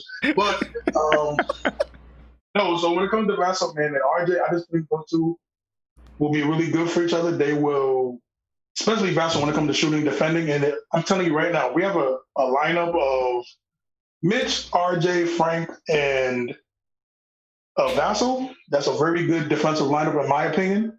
We can interchange, and I think that would be a good high defensive unit. So that's why to me, Vassell should be the 8th pick. Okay, so he's your number one as far as being, he's your number one prospect right now, Devin Vassell. At 8, yes, number one. Yeah, at eight. Yeah, okay. Because he brings defense and shooting, two things the Knicks need, and he brings wing defense. To me, Over the point guards? Over the point guards? Yes. Okay. Right. If you look at my Kara Lewis video, which is on Sportscaster, the number one sports channel, you will see me talking about Kara Lewis. All right. But go ahead, guys. I got to go back to work. Mark, I got to get paid for this match. I can't get Go ahead back to work. And ladies and gentlemen, just a quick reminder, man. Big brother, little brother, man. Big brother, little brother. Me and Isaiah got this show. Big brother, little brother. Talk about obviously the Knicks and the Nets, the Giants and the Jets, the Yankees and the Mets, Rangers and Islanders. We're gonna start off with talking about the Giants and the Jets. So we're gonna have our first show on Sunday. So make sure you check it out. I'm gonna put the link in the chat. Okay.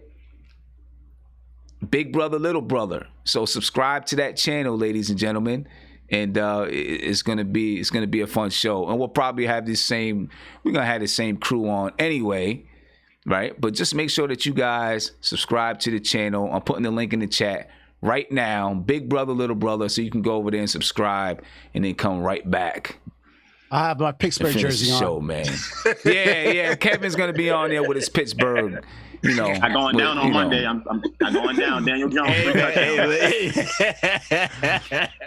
I'm telling you. Yeah. So Tyrese Maxey, 6'2", 198 pounds, strong body, from Kentucky.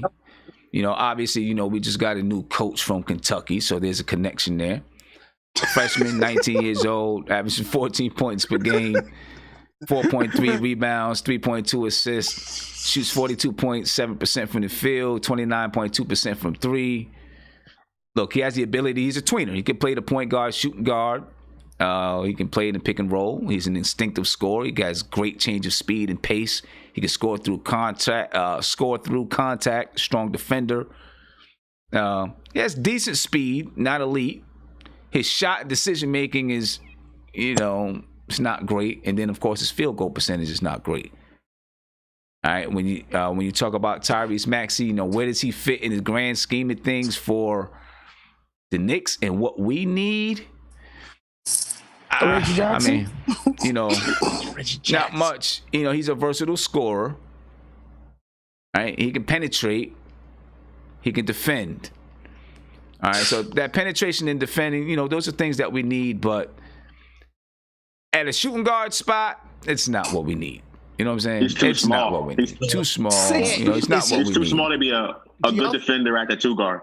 Yeah, he ain't D Wade. He ain't D Wade at 6'3", so no. Yeah, do you guys see him in the top 10? No. Top 10. No. I Most think likely so. not. But someone did mention that the Knicks maybe were interested, probably because of Connects. because of the connections. You know what I'm saying? So someone kind of mentioned that the Knicks were maybe interested in the guy. I don't see him being in the top 10. Would you see him at 27? Depends on what we get at 8, right? Yeah. I'm telling you right now, if Jalen Smith is at 27, that's who I want at 27. Because I feel like for me, if I'm taking a big, if I take a guard at 8, then I'm taking a power forward type of player at 27. Yeah, I'm taking a wing. I'm taking me a wing player. You know, a wing, like a 3 or 4 at 27. If I take a 3 or 4 at 8, then I'm looking at a guard probably at 27. You know what I mean? So that's what I think. So I a lot's going to depend on what we do. And then I did have another guy that I was looking at in that shooting guard spot, mainly because this guy is an energy type of dude, man, and he's an energy guy, right? And he could defend. He reminds me of someone that could be in the future like a Iggy or something like that. I'm not saying he's going to be. Yeah. Not saying he's going to be the caliber of Iggy. We're still talking about shooting guards, not the caliber of Iggy, but someone who could be right? like him. You don't mean Bristakas. No. Iguodala. Yes. Iguodala. Yeah. Gotcha. AI. Okay. AI number 2. Andre Iguodala. That Iggy, not our Iggy. Our Iggy didn't make it out the G League yet, so. Okay. But Jamias Ramsey, although he's not the size of Andre Iguodala, he's small.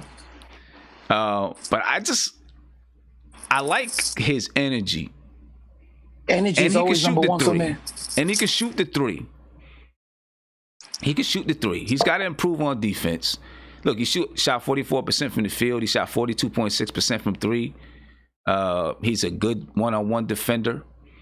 He's got to improve his decision-making and shot selection and improve on some defensive techniques. But I like guys that like to hustle and work. You know what I mean? That energy, man. That energy. Yeah, he's definitely in. I like guys that like to hustle and work. That's someone that, like, when players play with energy, you got to have patience for that player because he wants to be good. He wants to put in that work. So it's just like, man, just give me anybody with energy, please. And I mean, but I don't see him. I don't see him being at 8. I don't see him being at 8. No, Sam, hey, Sam, real quick, what you had on him when you talk about defense? You had the thing right up there. You said something about his defense. What were you saying about his defense? Defensive techniques. He's probably has to work on some. What is that? When you talk about that, what do you mean? A big part of defense. Everyone thinks defense is, you got to have this crazy foot speed and power and this and that. But sometimes you can be slow. You can have slow foot speed, but be a good defender because you know how to position yourself. Right? Yeah, just watch Kawhi how he uses his hands. You know how to position yourself. You know how to anticipate where a person is going and what they're going to do. That takes a lot of studying, film studying, things like that. So those type of techniques, being low in your stance, having the sweep hand out, one arm in the passing lane, and then if they switch, if they rotate, they swing the ball. Not swing the ball, but if they, they swing through to get to the other side, then, your feet switch and you got your other stick hand out and the other hand in the passing lane. Those type of defensive techniques probably need some work on, but he has the ability to be a good defender because he can defend. Isn't that stuff that you would learn like when you like in high school or something like that? It is, but you got to think about it. Some of these guys when they come through high school. Some coaches are like, yo, I got this kid, he can hoop. I'm not trying to ruffle any feathers. I'm going to just let him go. And they don't get the proper teaching. You know what I'm saying? It happens like that sometimes. So, and he's 19 years old, 18 years old, actually. He's very young. He's 18. That's another reason why I had him up here, because he's 18 years old. He's 18. Well, so he's very young. He's 19 now. Sim, so he got Marcus Smart potential with a 3-point shot. Yeah. Oh, wow. Yeah, he's one of those type of guys. Wow. You know what I'm saying? I like guys like that. You know what I mean? I like guys like that. So he'll be down low then. Guys that just bring them type of guys that just bring heart. Yeah. You know what I mean? Yeah, that's Marcus Smart, man. Marcus Smart. So Marcus Smart with a 3-point shot. Wow. Yeah. Yeah, so look at him. Look. He's not a versatile scorer. He's not really moving without the ball. Doesn't really penetrate, but he can defend. and he can shoot the three. You know what I mean? And he would probably be a guy that you took later. That you considered at a later pick. He won't be there at 27. Okay. I don't think he'll be there at 27. All right. You know what I mean? But I like guys like that. Yeah. So now let's take a look at small forwards. All right. Who do I got on the board? I got 3 guys on the board looking at these small forwards. I got Denny Advia, Isaac Okoro, and Sadiq Bey. That's my guy. Okay. And Sadiq Bey. Now, this one's pretty tough. It is. It's pretty tough. It's pretty tough because looking at the small forwards, man, personally, I feel like that Okoro kid is NBA level defensive. That kid is. And you know what, Mark? Actually, I want to back up for 1 second because I said Jamias Ramsey and compared him to Iguodala. I meant Isaac Okoro, actually. Yeah. That's who I meant. That is who I meant to compare to. I compared Jamias Ramsey to Andre Iguodala. I meant to compare Isaac Okoro to Andre Iguodala. Okay. That's what I meant to do. If he fell to the Knicks at 8, this is a no-brainer pick. This kid has almost like transcendent like upside, bro. But he is defensively God, man. This kid is on another level defensively. And listen, if he's at 8, if he's there at 8, we get him. We take him. Over Vessel? Yes. What do you say to that? About it. What do you say to that, Isaiah? The Congo kid, is this the one that plays for USC? No, Texas Tech. Yeah, I have to look him up. I'm not gonna lie to you, man. I'm not gonna. And he has more of an offensive tool than him, than Vassell. Vassell's like Vassell. This kid, listen, man. Listen, people know that this kid, if he falls to 8, this is who you get. This is who we could build our identity with. Why does he fall to 8? If he falls to 8, he's gonna get picked before 8. He's going to get picked before 8. This is a wing defending guy that can take you off the dribble, take you to the rack, can shoot. It's almost like, it kind of reminds me like Paul George almost in the beginning. Like, it's going to take some time for him to come in his offensive ability fully, but his intangibles, it's already there, bro. And if he falls to 8, oh my God, that would be a steal. Well, look, that would be a steal for the Knicks. We're going to get to him. All right, we're gonna get to him. So let's start off with. Oh, go ahead. I wish you could just show a highlight of this kid if people do not know, because this kid is really sneakily good. This is Mark's man crush then. This is his crush then. Look, he just wants somebody else to have a man crush. Listen, this is someone. He don't want to be the only one with a man crush. Man, that is crazy, y'all. This is someone who I would have complete patience for on this team. All right, so Mark, let me ask you this. Can you do you think the Bulls will take him? Bro, he's gonna go. No, wait, hold on. No, I think the Bulls want more of a point guard. They're gonna go for a point guard. All right, he's gonna be around. Well, hold up. Let's get to that. Let's talk about the first guy on the list. Okay. And how you guys feel about this guy. All right, because I think there's a lot of people that are afraid of this guy. Some people want him, some people are afraid of him. And I listened to Andy talk about him. He's not that high on him. We're talking about Denny Advia. Yeah, right? He's a good player, good team.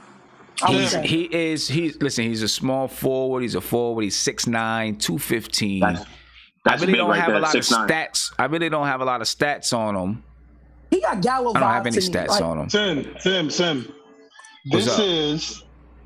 I'm saying it now, and I've been saying it, and I will keep saying it. This is going to be the Luka effect This will be Dragon Bender all over again. This will be Mario. Goodness. This will be Mario Hazonia. Don't do it. Don't. This kid knows him. You know what it is, Sim? What people are doing. And Sim guys, people are really trying to compare him. People are really trying to compare him. Oh, this is Luka. This might be Luka. No. Stop. Every time a European player they do this, and another European comes out, he stinks. Listen, sorry, Mark. He's going to appear behind me. KP, then Dragon Bender. People were literally saying, this is KP 2.5. He shoots, he blocks. Man, I don't think that anybody is thinking that listen, European players come out every year. Yeah, they do. They get drafted pretty high, too. Yeah. Yeah, they come out every year. And ladies and gentlemen, I'll be taking phone calls in a little bit. All right, I'll be taking phone calls a little bit. But European players come out every year. But Denny Advia, man, good player, good team. Look, he's got all around skills, right? Good basketball IQ, makes plays for others. He's versatile on the offensive side.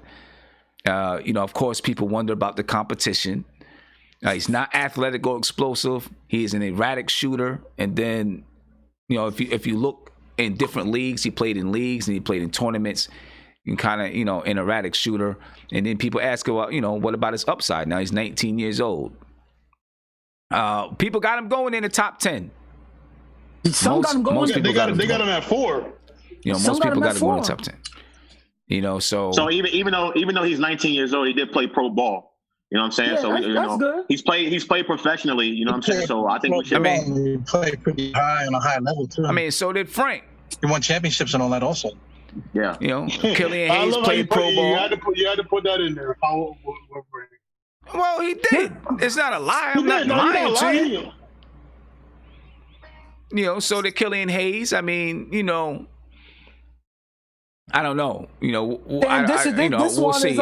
We'll see. I watched him play, and he's a very heady player. He has no speed, no explosiveness, but he is a very heady player. Mm-hmm. You know what I'm saying? And smart player with a good basketball IQ. We'll see how it translates. Team, good player, good team. Okay. And I'm fearing how he would defend in the NBA. Oh God. That's that's what I fear. Nah. It kind of remind me of Batum. That's who he remind me of. Okay. That's who he So looking at what does he fit? He can rebound the ball a little bit. I was watching him. He remind me of Batum so much. Listen, man. I was watching him. He can rebound a little bit and get out and go. He's not a slasher. No. It's not a slasher. Now I guess I don't know if he can. I guess he can defend over there. I don't know. I don't know what to think about the guy. Sam, I don't know what to think about the guy. This is a no for us. We all struggle. I don't know what to think about the guy. Because although I have defend here because he was an okay defender there, I don't know can he defend in the NBA. So I think what happens is we're over here. We have get these European players that come in. We don't really see much of them. So that's why we don't really think highly of them. But then when they come to the NBA and they want to ball, and we're like, wow, like where did this come from? How come we didn't see this? Yeah. It happened with Luka. It happened with Porzingis. And unfortunately the Knicks have been. Luka was a different story. I will say that too. Luka was a different story. He was announced a couple of years before, bro. Oh, kid was, yeah.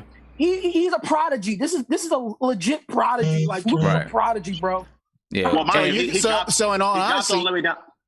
He dropped all the way down to 6 in that draft, and they had to trade Trae Young. Yeah. Atlanta should have, probably should have kept the pick and just picked him right there. No, because Atlanta's front office is guys from Golden State, and what he tried to do is try to emulate what he did in Golden State. He liked the Trae Young. And they want to get a good player. That was the guy from yes, that is the guy from Golden State. That is the guy from Golden State. He wanted Trae Young. He was found. It's about who you found about, and he was found about Trae Young. You know what my biggest issue is though. This is my thing. If the Knicks had an opportunity to get him, if I found out the Knicks ever had the opportunity to get the 3rd pick in that draft, I would be so pissed off. Anyway, no, Sam, you know what it is? Go ahead, Isaiah. For me, and to me, this is why I think this draft is just, for me, I'm just tired of projects, like real projects. Like, we got to wait 4 years and we got to, this guy to get this guy to get motivated. I'm really tired of that. I would rather have somebody that's a little more NBA ready, which to me is nothing wrong, because you can't always go project, because at one point you're gonna have too many projects and you're gonna have too many people to do it. So that's my thing. I would agree with that. Are we talking about Denny being a project? Denny would be a project. Are we saying Denny's a project? You think so? No, I don't know if think he's so. gonna be a project. I mean, I don't know if he's gonna be a project. But Jaden McDaniels Isaiah, will be a project. Yeah, that's a project. Isaiah, to counter your point, if you're what, Kev? If your organization has a top development team. Here we go. Well, it is, Josh. I mean, again, I'm going to go back to Toronto. What is it about Toronto that makes them so good? They were supposed to lose the series against Boston. And what happened? Okay, all right. Well, all right. Let's save the argument to the end. Let's get through this. Save the argument to the end. I'm just trying. All I'm saying is, hold on, Mark. All I'm saying is that just because a player is a project, doesn't mean that he's not going to be a good player. That's all I'm saying. Okay. KP was supposed to be a project.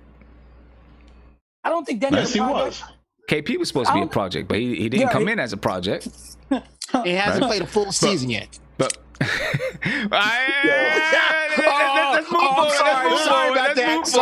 move forward. Right, I honestly didn't mean that. I'm sorry, Mark. I'm sorry. Let's move forward. I'm sorry, Mark. Sorry. You know what? Didn't mean that.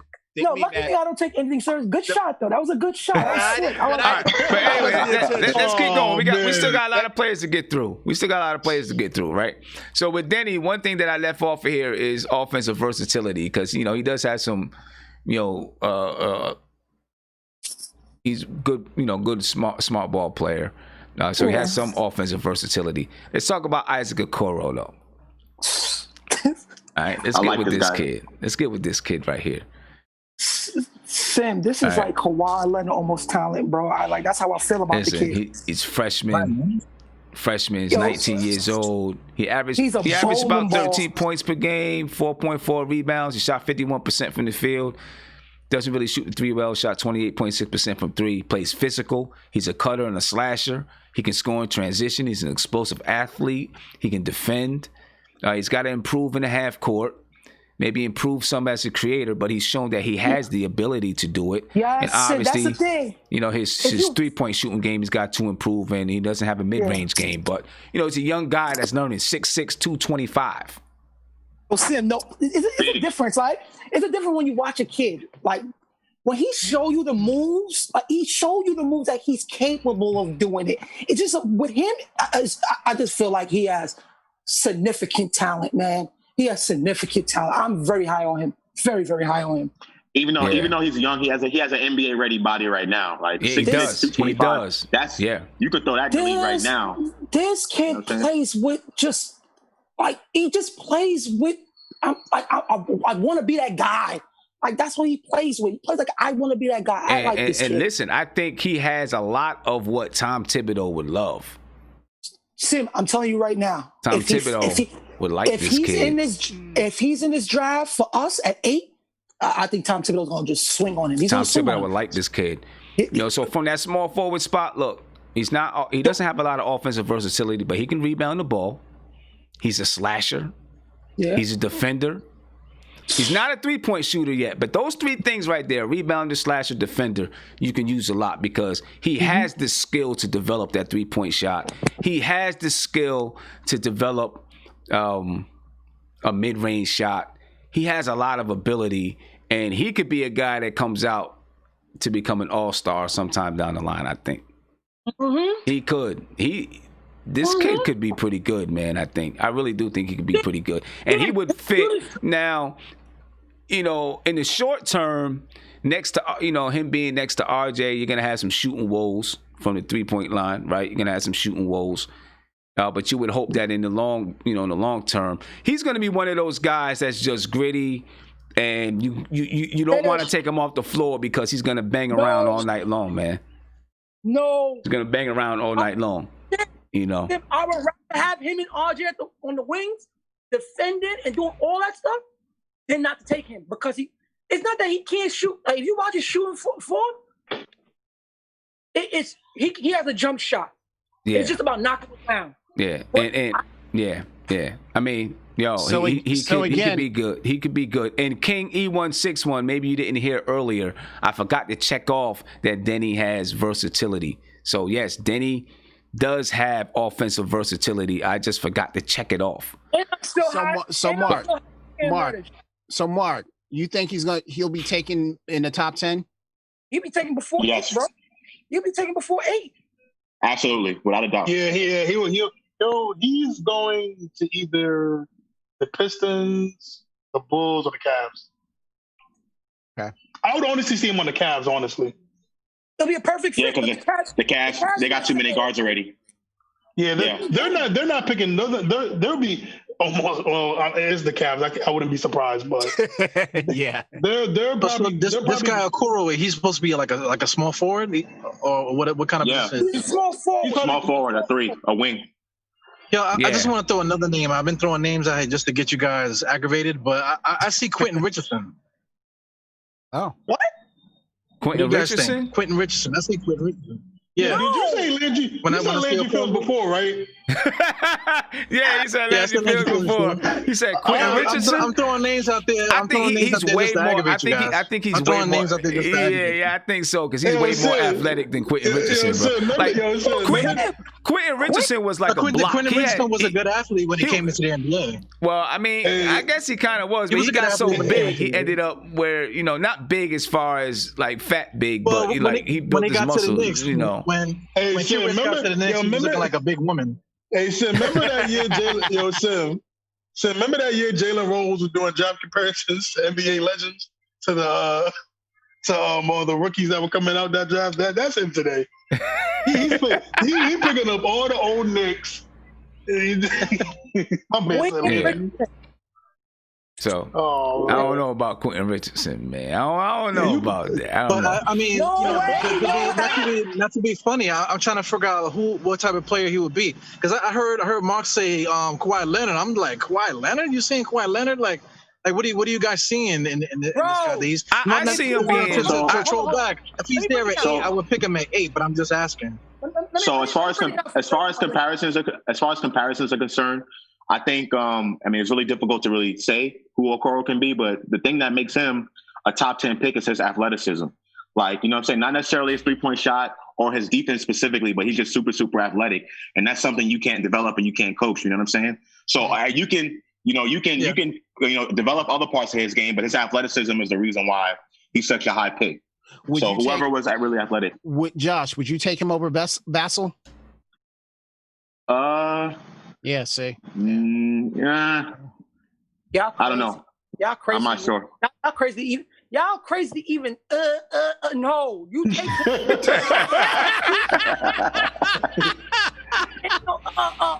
No. This kid is super solid. He's like, he plays like. It's like Jaylen Brown. Like you just take that. So is he Kawhi Leonard or Jaylen Brown? Because goddamn, that's the number 1 pick. Yeah, that would be the number 1 pick right there. No, but hold on. When Jalen was coming out of college, he was supposed to go 8. He was supposed to go 8, but Boston took him at 3 because he was an 8-wing defender. So Kev, to answer your question, I would take Okoro over Vassell just because Okoro is more athletic and he can also defend just like Vassell. You know what I'm saying? Not Vassell is a straight up defender, 3-and-D guy, but with Okoro, you get a little bit of that defense too, and you can develop other parts of his game. His spirit, and he's more athletic. I just love his spirit. He has a great spirit. Yeah. He's more athletic. You can do more with that rather than Jimmy Butler all over again. All right. This could be Jimmy Butler all over again. Okay. All right. Wait, Mark, is he Jimmy Butler, Jaylen Brown, or Kawhi Leonard? I'm talking Michael about Jordan. Michael Jordan. development, bro. Come on, Okay. Hey man, all this right. dude could be the next Oscar Robinson. Hey, let's get on to the next guy. And Mark, your face is falling out the frame, bro. There you go. Come on, That's Michael better. Jackson. That's better. All right. And then the last guy, this is one of my favorites in the draft. Oh, you get to pick your guy last though. because it's his show. Nah, What is he I don't talking want to hear about? that, man. What is he talking about? That's the Sam. What is he talking about? Anyway, Stan schedule, one of my Stan favorite guys, man. Sadiq Bey. I like this kid. I really like this kid, man. I like that. I would love to get this kid on the Knicks. I think he fits this team really well, bro. Look, he's a sophomore. He's 21. He's been to the championship, so he's got that winning pedigree. He averaged 16 points a game, 4.7 rebounds, shot 47.7% from the field, 45.1% from three. He can shoot the ball from deep. He can post you up inside because he's strong. Yeah, He's 6'8", 215. He can post you up inside because he's strong. He can post you up at the high post, right? Because he's strong. He has the ability to handle the ball in the pick and roll. Yes, Sim, keep talking. And he's a decent defender. He's a good defender. Sim, I The think guy he's a can smart rebound. defender. Listen. He's a jack of all trades. He's a jack of all trades kind of. He has no bounce. He's no the coach's bounce. favorite. Okay? I don't care. He doesn't have a first step. I don't care. He doesn't shoot. take, he takes these, short strides. So it's not like he takes long strides to get past somebody. And he needs a lot of dribbles to get past you. But somehow he's crafty enough to do some of those things. This kid is, I like this kid, man. I really like this kid. What's his 3-point percentage? He's the best shooter in college. Yeah, one of the best shooters in college, 45.1% from three. Okay. I really like Sadiq Bey, man. And he's 21 years old? He's 21 years old. He's 21. Listen, but I really like this guy. I think this kid. How many Villanova players came to the NBA and failed? Not very much. Not very much. Even the guy from Milwaukee's good. I wanted that kid, man. I didn't want him at that pick, at the pick that we had, right? Talking about DiVincenzo. But I was a fan of DiVincenzo coming out of college. I was a big fan of his, man. That kid can hoop. But talk about Sadiq Bey, man. I really like Sadiq Bey. I don't, is he an 8th pick? I don't know. But I'm hoping that we can find a way to get that kid. I really am. We talked about it. We talked about him earlier. The kid, like when people talk about he's slow, I don't care. It's how he plays on the floor. Yeah. When he has mismatch, he goes straight to the post. If he has someone small, he goes straight to the post. He has he know how to recognize defenses. Defenses, and when he's on offense, he know how to recognize mismatches. This kid is a pro's pro, bro. So and I'm looking at Adam Collier in the chat. He said, "Look how big this guy is." Yeah, when you look at him, he's big and strong, man. Like the dude is big and strong. He's ready to play in the NBA and produce. I think. Sam, but I think the thing. Another Nick, Tim Thomas. You remind me of Tim Thomas. That is a perfect analogy, bro. Okay. But the thing is, for 3. Well, go ahead, Josh. Go ahead, Josh. Yeah, go ahead, Josh. Go ahead. So I think everything that you mentioned is important with Sadiq Bey, but the thing is he's limited athletically, so he can't really. How long is this gonna last? You know what I'm saying? Like, how long is this kid gonna, produce all of this stuff and do everything that you're talking about? Because he's limited athletically. There's only so much he can do. He has that body, but bro, he's not carrying the offense. Right, and he's not carrying the offense. But see, he's not carrying the offense, and I think his lack of athleticism is actually going to benefit him to having a longer career. He's because he's a shooter, and he's going to play, posting you up. He's going to play, he's going to get buckets close to the basket, maybe knock down the mid-range, shoot the three. He's Robert Covington. Robert Covington, right? So I like that. He's not going to depend on his speed to get past you. He's not going to depend on jumping high in the air. Right? So what happens when those guys get older? Those guys that can jump high and all of that, they get older. Now they got to rely on craftiness. They got to rely on their jump shot. They got to rely on those things. He already has that. So he could have a long career, I think, because he's not going to rely on, he's already relying on craftiness. I think he can have a long career. And so, what you get right now is what Yeah, you're getting. yeah. He might Alright, get a so- little so- bit better. Maybe gets a Where's little he stronger, projected maybe a to- little faster. He top Where's he 15. projected to be drafted? Probably Top top 15. 15, He's bro. all over the board when you look at different mock Okay, drafts. He's all over the so board. let me ask you this. With our 27th pick, how can we move that up so that we could get him? That's another show, brother. That's another show. Yeah, but I'm just, if he's that good, I mean, from what you guys are saying, I mean, unfortunately I didn't, look at his games or anything like that. So And you know what, too, I'm just Sim? going by what you guys are saying. So Sim, that's what I was asking. he'll play the role like how Joe Ingles plays for Utah. Not too fast. He's not too fast. He's effective. He's an effective player, man. Clinton Sims. Something happens when he's on the floor. Yeah, He's an effective player, bro. Yeah, Clinton Sims, he compared him to Jay Crowder. Oh, really? That's a good one. Maybe That's like a good Jay one. Crowder. Yeah, that's Good not defender. bad. Can knock he's down tough. a three. And he's tough. That Yeah, is he's tough. perfect. That If is you could get perfect. if you could get a Jay Crowder with the top 15 pick, you did good. Yeah, I mean, that- listen, man, yeah. I just really like what this kid brings to the table, Yeah, man. And he shoots really like 45%, and that ain't no fluke. He's a It's shooter. not a fluke. Shooter. Yeah, he can shoot. He's a shooter. So looking at what he fits and what he brings to the team. Yeah, I think this is the only time where I would try and move up with my 27th pick and even throw a player in there to get one of those. If what you guys are saying, about this guy. You know what's so crazy though? When you get to the power forwards, yeah, you are in the power forwards, right, Sam? Oh, small forward. He's a small forward / power forward. He can play either one. Yeah, he can play both. Yeah. So, listen, offensive versatility, although, you don't look at him and think he has a lot of speed, like I said, he can post you up. He does. He can knock down the mid-range. He can post you up and score. He can do some work at the elbow, and obviously he can shoot the three. He's got some versatility, and he can run that pick and roll. Yes, yeah. This and kid, he can be the ball handler in the pick and roll. He can rebound the ball. Strong body, can rebound the ball. He's not really a slasher. He can, but he's not really a slasher. But he's a defender. He can defend, and he can knock down the three. He covers a lot of stuff that we can use. This guy, man. I like Villanova players. They are covers pros, a lot pros. of stuff, bro. They are pros. Honestly, it depends on what the Knicks are trying to do. So we're talking about player development and like having all these young guys come up together. I would rather go for someone that's more athletic. You know what I'm saying? Like have a bunch of athletic guys rather than a guy that isn't really athletic. You don't. Let me say this though, Mark, because there was somebody that thought like that. His name was Steve Mills. And I'm not trying to be. No, you're right. And I'm really not trying to be. I'm not trying to be funny, but you're right. I truly hated. Because I remember. So Steve Mills a couple of years ago said, "Man, this team is a real." Kevin, do the voice, Kevin. Do the Steve Mills voice. I am not Steve Mills, all right. But you sound like Steve Mills. But that's something you do.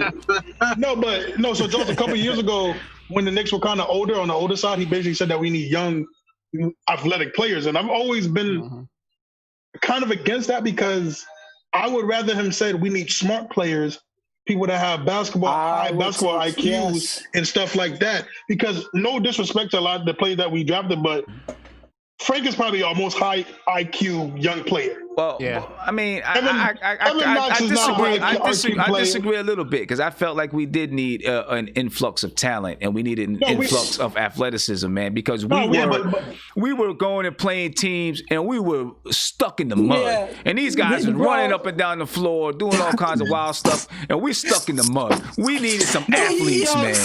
We needed some athletes. Come on, bro. We needed athletes, man. I did. Of course I understand that. This team is in construction, man.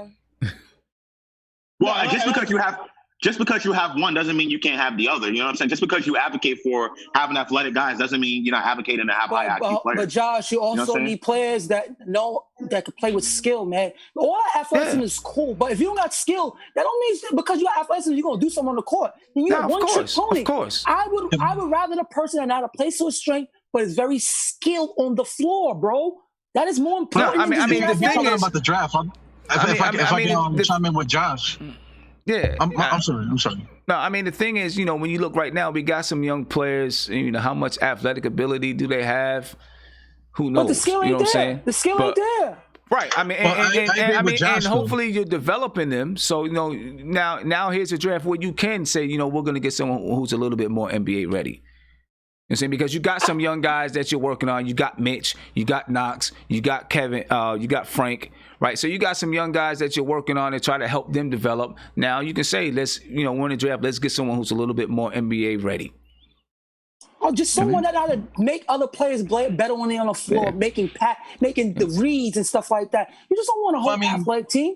If I could chime in what Josh was saying, you don't draft the team rookies how to play well. You get some veteran guys there.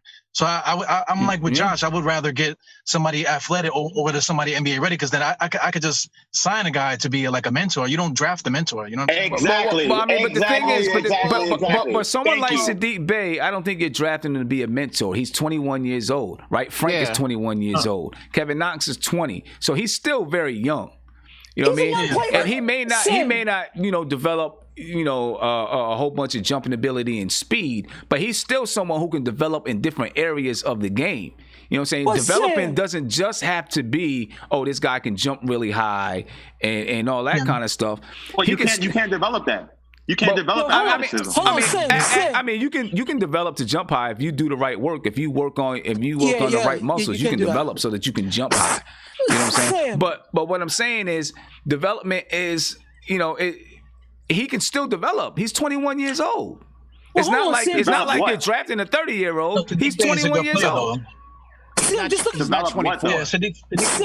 the point guard that Dallas drafted from Villanova. What's the kid? Jalen Brunson, my cousin. Jalen Brunson. This dude is playing high NBA minutes because guess what? He's not athletic. He know how to play the game. Yeah. These are guys that know how to play the game. Right. And so you ask, what can he develop? Right. Well, he can develop little nuances of his game. People are always developing little nuances of his game. So you can always work on your footwork. You can always work on just new moves. Right. You're going to continue to increase your strength, do things to increase your speed. You know what I'm saying? Like utilizing the skill set that you already have. Maybe he develops a little a step back. Maybe he develops a couple dribble moves to help him get past his defender, right? Maybe he develops more post moves. Maybe he just learns the game a little bit better so that he knows who to pass, when to pass, where to pass. He understands what defenses are doing. So all of those things are part of your development too. No, absolutely. I mean, that's why players, but players like part. That's why players No, I was gonna say that's why players like Kobe and LeBron they went to Hakeem Olajuwon to learn to add to their game, to develop those moves. Yeah, but my thing is those were already athletic guys. You know what I'm saying? And the reason why they were drafted so high is because they were very athletic and they were young, and you can develop the parts of their game that need developing. You get what I'm saying? But athleticism is something that you can't really teach. You just have to really to have, and you can get better with it. But some guys are just natural athletes, you know what I'm saying? Instead of being all flat-footed, some guys are just natural athletes and they're able to do things physically that other people can't do, come out of the draft, and that's why they get drafted higher. But that's what I'm saying. It's a balance, you know what I'm saying? To get that's true. To say that Jason Hart's also, he's from Villanova as well. So you're gonna get a great player from that school. But just the argument saying that I'd rather get like a athletic guy over a more skilled guy. You know what I'm saying? That's the only problem I have with that argument. But why does it sound like you're talking in auto tune? So all right. So let's get to the power forwards. Let's get to the power forwards. Can we do power forwards? I got one center on the list. So we're going to knock out power forwards. I got one center, and then we'll talk about the top 10, and then we can, then I'll take a couple phone calls. You know what I'm saying? I just wanted to get through this before I really start taking phone calls and whatnot. All right, so let's go ahead and let's get to our power forwards. And there's a lot of power forwards, and obviously the first one is Obi Toppin. That's my guy. That's my number one. And the thing is, what's crazy is you just don't know who's going to fall where.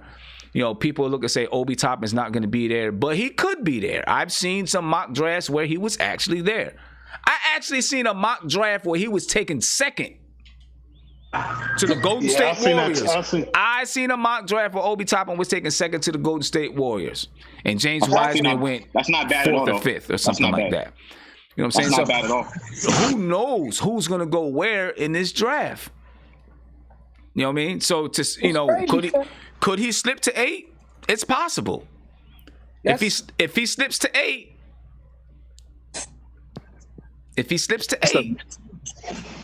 do you take him? Hey, guess what? Absolutely. Guess who he plays like? Blake Griffin. No, I was gonna say Morris Toppin because everybody just keeps saying it. But you do not take. No, you do not take Obi Toppin. No. At I'm 8? gonna tell you this. At 8, you don't? At 8? At 8? No, You don't take him at 8? I Why? do. I take him at 8. Isaiah, tell me why you don't take Obi Toppin at 8, please. Because he reminds me of Kurt Thomas. No, so when I'm joking, Josh. I'm joking. Oh, okay. Come on now. No, so for me, Obi Toppin, man, I'm gonna sound a little hypocritical. His age scares me. Him being 22, and I know people are gonna say he still has room to develop, but he has a lot. He's 22, and there's a lot of tendencies that he has to work on. He has no defense whatsoever. Very slow getting back when it comes to that. He's a great offensively, but he can be Jahlil Okafor. So how long did Jahlil Okafor? Is he still in the league? I'm not big on him. Okay. Maybe Tyrese Thomas, if you can make that comparison. Yeah, your connection's a little off, bro. Not even trying to be funny with your connections. I mean, I don't. I might have to Kevin, get out and come back in. Kevin, you tell me, man. Tell me, Kevin. Do you take him if he's there at 8? Are you taking him?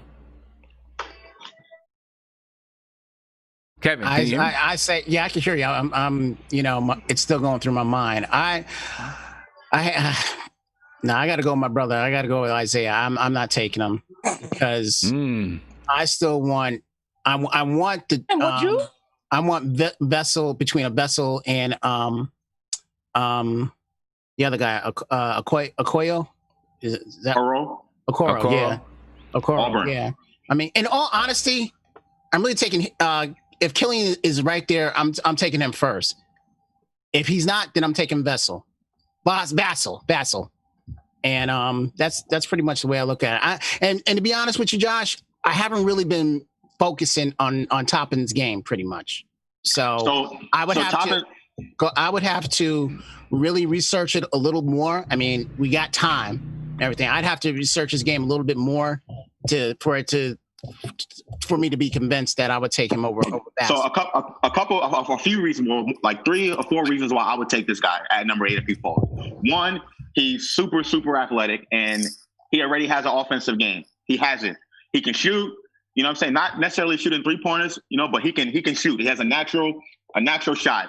He's super athletic. He can play above the rim. He can rebound.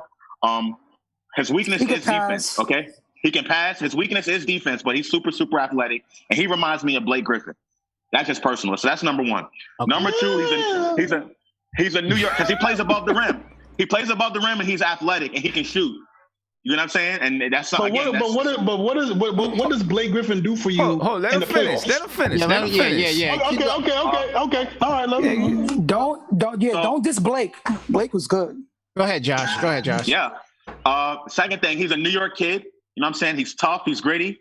You know what I'm saying? I love that. And the third thing is, I think it's a plus that he's 22 years old because I believe he can play now. He's had his years in college where he was developed in college. He played his 4 years, his 3 or 4 years in college, and he was already developed already. So he can come in right now and contribute right now, along with the future and play with RJ and play with Mitchell Robinson and have that type of thing going. The Knicks have so many needs that I think they need to take best player available. And out of everybody that we've been talking about so far, Obi Toppin is the best player available. Player available. So Mitch would have to kind of, I guess, shadow him or something, or protect. No, he could play. No, Mitch. No, they can play together. They can play together. No. Yeah. What I'm saying, what's that thing where the coach would have to hide his defensive efficiency. Well, you know what he's good at. He's good at. Okay. He's going to be good at positioning himself because he's quick enough to position. He's a positional defensive. If he's going 1-on-1, he's not gonna win that. But positioning him, he could be very, very good. He's a high IQ player. The kid knows how to play the game, and he's athletic. Yeah, how many players are gonna get to have both of them at the same time? If they take him, if they did take him at 8, it's all about circumstances. That means Randall's gonna get shipped That means Yeah. he's traded. Oh, absolutely. That means he's traded. That's very true. That means Yeah. Randall's Okay, traded because- maybe. Hold on. Yeah, it's all about circumstances with the Obi. It's all about circumstances when it comes to That would mean that. I mean, there's no way that you're gonna draft him because he's gonna come in. He's gonna come in and start. He's coming to a team to start, so that means that you're planning on trading. If everybody's off the board that we like and he's there, I probably would take him over Vessel because the kid can play. He's high IQ, and then we could run a lot of stuff through him from an elbow point, and he could. That's the 4 man we're looking for right now too. So He has the highest ceiling. He has a higher ceiling than Vessel. Now, see, I don't know, but see, I'm not sure about a ceiling because I kind of agree with this guy that his name says I have a man crush on Devin Vessel. Oh my God! I am sick and tired of doing this every time I'm on my phone. I'm sick of you. But I kind of agree because I look at he's 22 years old and he's a sophomore, so he had to go through prep school and then he was redshirted his freshman year. And then he finally played, a redshirt freshman year, and then he played his sophomore year. It took him this long to develop to where he is, and I still think he doesn't have great footwork. No. Right? And he's kind of like bully ball when he's down low. He can shoot the three. So I am concerned that, he's at his ceiling already. You know what? Maybe a little bit better. But at a ceiling already. I feel like he's going to come into the league. I feel like he's going to come into the league, have some good years, and people are going to be like, oh, this guy is going to be such and such and such. But then he's just kind of level off because that's what I think is going to happen. So my question to you, Mark and Josh, my question is the assistant coach that we got, Payne. Do you think Payne can straighten him out with that? Can help him with his footwork? With everything? Listen. I'll have Mark answer that. I would say this with Obi. His ceiling, it's not as high, but what he is going to do for a team is that his experience, his IQ, it's what's going to show more than anything, bro. Okay. He's gonna be like Draymond to an extent where he's gonna make plays that's gonna help a team, bro. Like he's gonna do things that's gonna help a team. But when you talk about ceiling offensively, no. I think I kind of question his basketball IQ a little bit. So this is what I have down. I have. Yeah, go ahead, Sam. Go ahead. He averaged 20 points, 7.5 rebounds a game. I mean, you can't overlook that. I don't care. You can't overlook that. He shot 63.3% from the field, 39% from three. He has great NBA size and strength. Yes, he does. He's explosive vertically, right? So like Amari Stoudemire, that's why people look at him and see Amari Stoudemire because the athleticism. He catch the ball down here, he's gonna get up in the air quick, bomb, right? He's only vertical, Sam. He's only vertical. He's a vertical player. He's a great roller in the pick and roll. He can shoot from the outside. Amari couldn't do that. He can shoot from three, right? He shoots 39%. Now, of course, the questions are, how close is he to his ceiling? He doesn't have a lot of shiftiness or fluidity, right? It's kind of power. It's power. He doesn't really have an offensive repertoire. You know what I mean? So if you don't have a point guard, this is where I fear. If you don't have a point guard that can run the screen and roll with him, how much are you going to get from him? If you don't have a point guard that can run the screen and roll with him, you can say the same thing about Mitchell Robinson.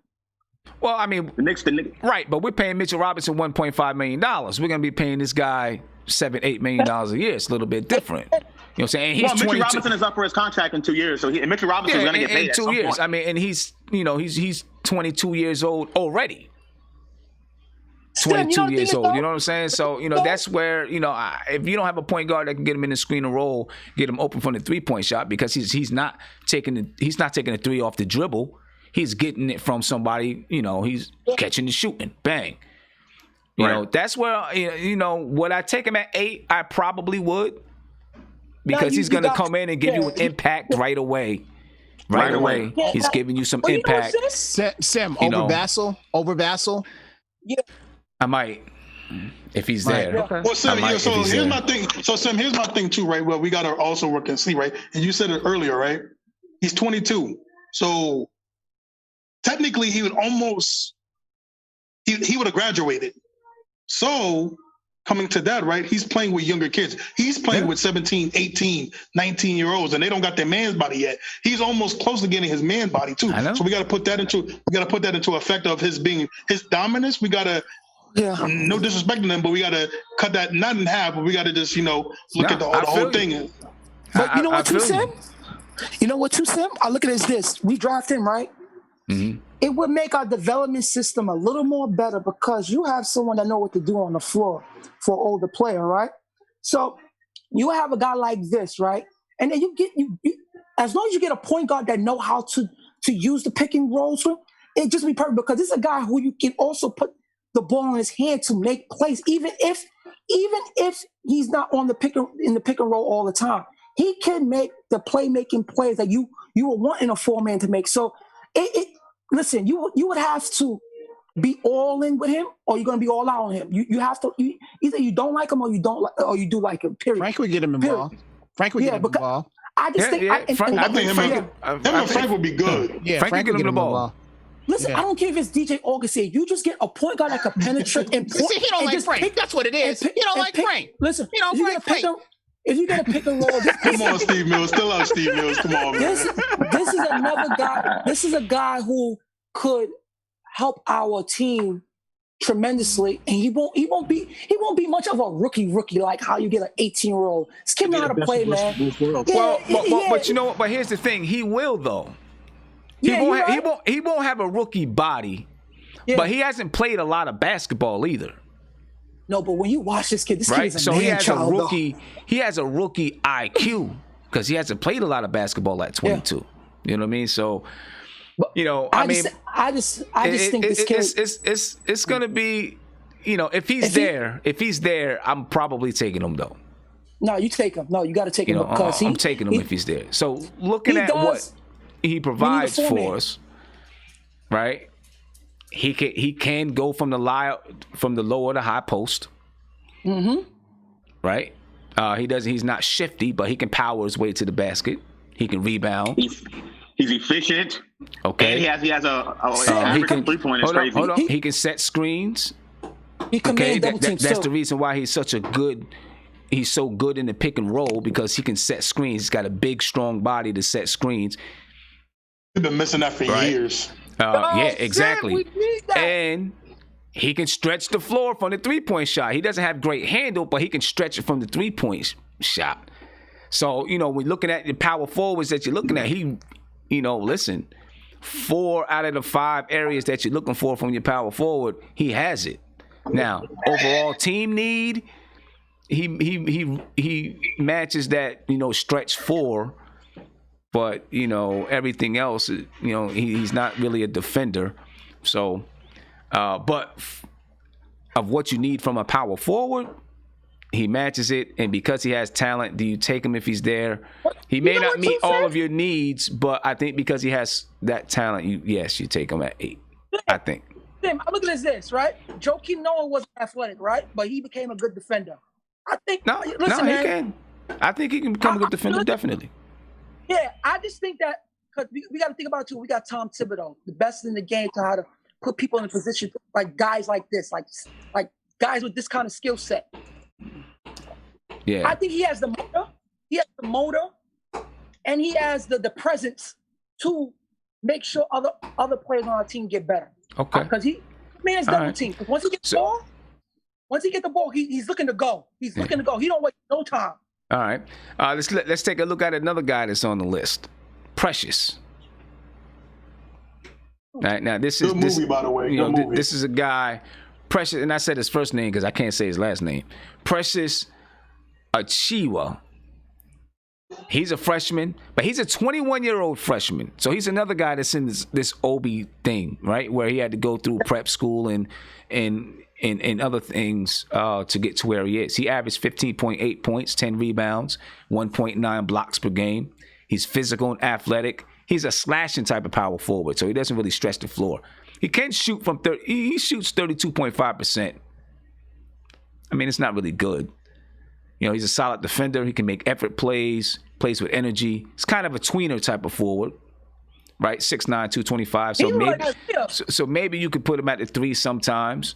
He's got to improve his ball handling skills. He can get out of control, and he's kind of old to be a freshman. You know, he's probably not a guy that you're really looking at the 8th pick. You know what I'm saying?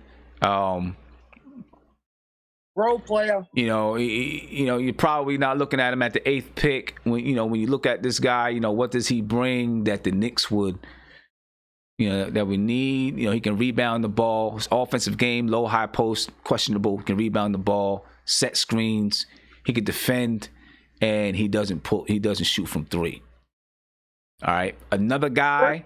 This guy, the next guy I'm going to talk about, I kind of like a little bit. Patrick Williams. Right? Patrick Williams is a guy that I think will be, he's going to be a good NBA player. He's not going to be a great NBA player. I think he's going to be a good NBA player. Right? Patrick Williams. This guy right here, that's a reach at 8. If we did that would definitely not at 8. Definitely not at 8, right? You know, but listen, you know, he's a freshman. He's 6'8", 225. I think he's going to be a good player one day, though. He averaged 9 points, 4 rebounds a game, shot 45.9% from the field, 32% from 3. He's definitely a potential two-way player. He has good length and athleticism. He has good shooting fundamentals. He's a shot blocker. You know, he can get quiet in his game where he let the game pass him by. He's got to develop some creativity, but I think he's going to be a guy that, you know, after a couple of years, you're going to see and be like, yo, where did this dude come from? Now, is he there at the 8th pick? Probably not. You're not taking him at the 8th pick. No. But I think he's going to be a guy that one day is going to he's gonna surprise some people, and people are gonna be like, "Yo, where did this guy come from?" I think he's not gonna be an all-star, but he's gonna be a contributor. I think. Yeah, he's gonna be a role player. Would you take it? Would you take him at 27 if he was there? No. It depends on who else is on the board. Jaden Smith, man. It depends on who's on the board. Now he can rebound, he can set screens, and he can defend. That's what he is right now. But when you look at him, he's a freshman, but he doesn't look like a freshman. No, he doesn't. He looks like the guy from The Shy. yeah, he does. Right. So you look at him. Listen, he can rebound, he can set screens, he can defend. He doesn't look like a freshman, though. You know what I'm saying? Which to me says that, you know, he's already got older features, older characteristics. Like when LeBron was a freshman, LeBron looked like he was 30 years old when he was a freshman. You know what I'm saying? He had some advanced strength, advanced skill. I think this guy has some advanced strength at least, and it's going to help him I think it's going to help him in the NBA to become a good player. Okay, now do you see him? I'm not going to call him a starter, but could you see him being like the 6 or 7 man coming off the bench one day? One day, maybe even a starter one day as a cog on a team. You know, a guy that comes in and can play defense. But in his rookie year, right? No, not in his rookie year. He's too much of a project. 19 years old. Not in his rookie year. Doesn't really, you know, he's not really NBA ready yet. He's like a project. He's like a Kevin Knox to me. But I think Kevin Knox has a bigger upside than this guy. Was Mitch a project? Was Mitch a project? Yeah, he was a project. Yeah. Mitch was definitely. Yeah, but he was able to come in. But he was able to come in, and he got, you know. Mitch is still a project, in my opinion. Well, I think he's still a project. The Knicks don't have anybody else, so that's different. They don't have anybody else to play. You know. Yeah. That's true. I think Mitch is still a project, but that's true. Now this other guy I want to talk about, Jaden McDaniels. He's a young guy, and he is definitely a project. But I'm gonna tell you what, this guy could end up being really, really good in the NBA, bro. Sim, this he could end up being like, really good. This is super duper talented. Like he's talented. This kid, for a small guy in frame, when it comes to just getting the ball, it's like Brandon Ingram, like almost, like literally. But he is very erratic. But when it comes to his skill set, he could score on all levels, man. He can score on all levels, man. This kid is really, really good. And if you like him, he's gonna go top 15 to me. You think so? But he's gonna go top 15. Think so? You cannot pass up on that talent. You cannot. Okay. If you watch him, if you watch him in college, it was hard to take him off the floor, but because of the coach was behind him, but he showed me some attitude where it was like when the coach pulled him off, and the next game he'll come on. He's shown that. Listen, I listen to my coach. My coach told me what to do. But when I talk about confidence, this kid plays like he wanted to be a star. Listen, this kid, man, he's a freshman. He's 19. He looks like a baby. If you're looking at the picture right now, he looks like a baby. He looks like a kid, man. Geez. Wow. Right, he looks like a kid. You know, he's 13. He averaged 13 points per game, 5.8 rebounds, 2.1 assists. He shot 40% from the field, 33.9% from three. I have no doubt on my mind that if he stayed in college another year or two, those numbers would go way up.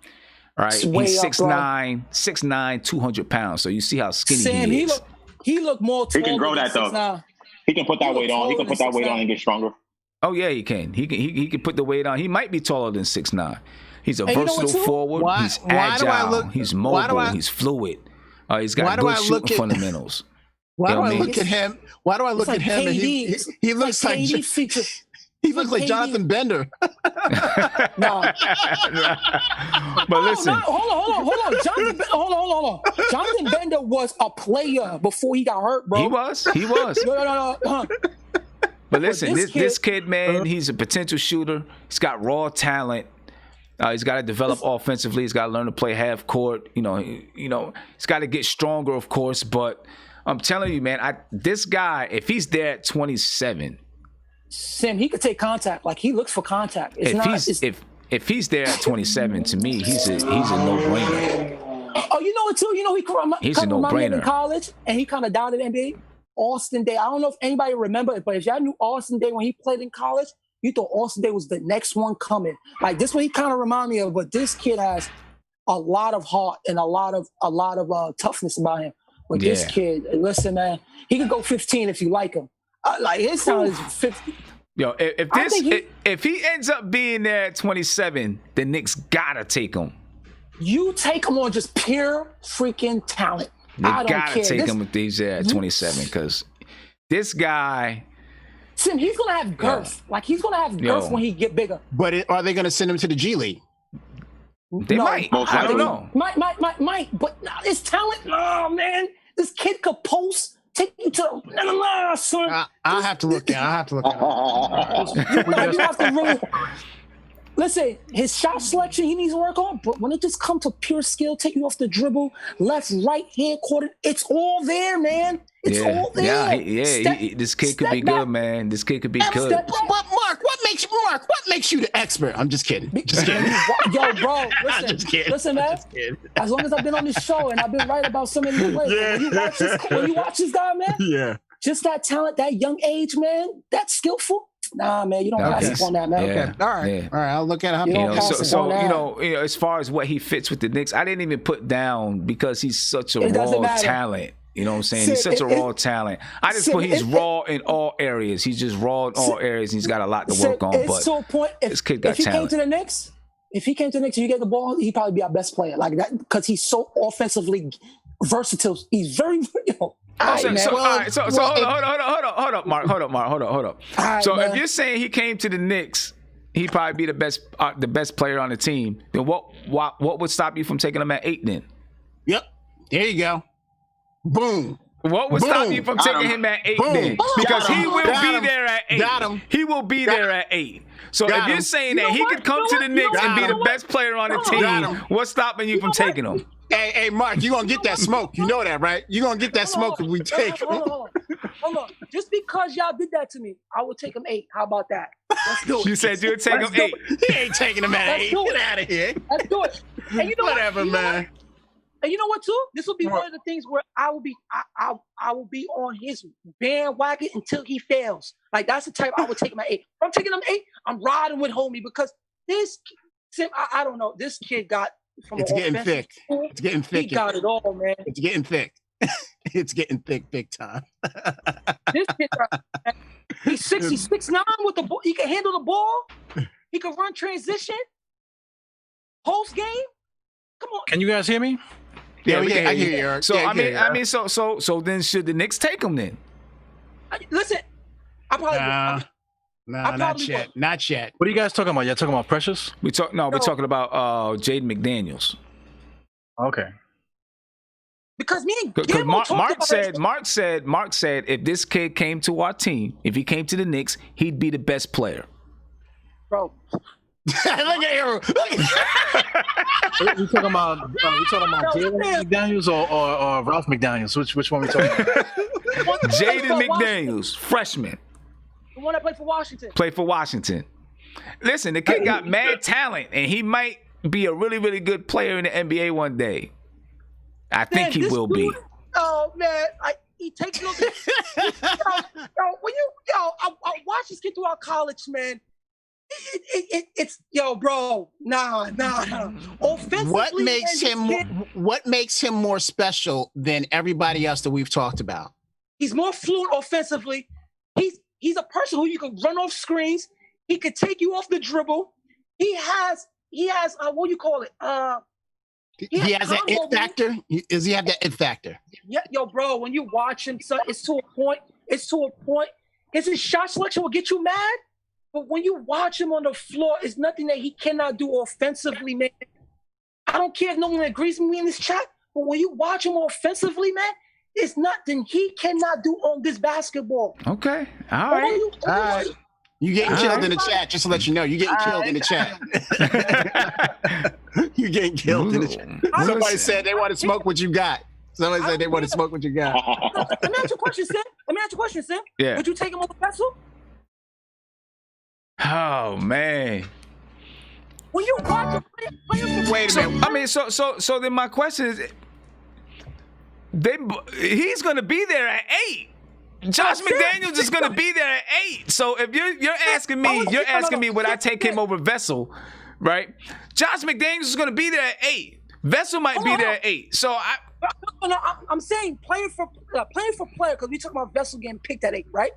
If you're watching Jaden McDaniels and you're watching Vessel at the same time, right? And we didn't know where they was gonna go in the drive, would you take Jaden McDaniels at 8? Just watching it, pure talent. Isaiah, you hearing this? Oh no, man. I don't know. I mean, pure talent. Hear you, if I'm going off of pure talent, if that's, I'm just saying, okay, I'm only basing everything. I don't care about nothing else, just talent. Then yes. Yeah.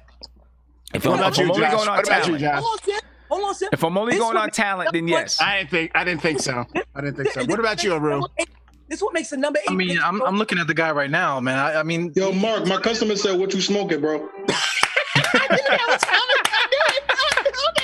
Yo, my customer, like, what the hell you smoking, bro? Listen, man. No, I mean, if you're basing it on just talent, though, if you're basing it on just talent, I'm looking at him from Mark, you are the Knicks GM.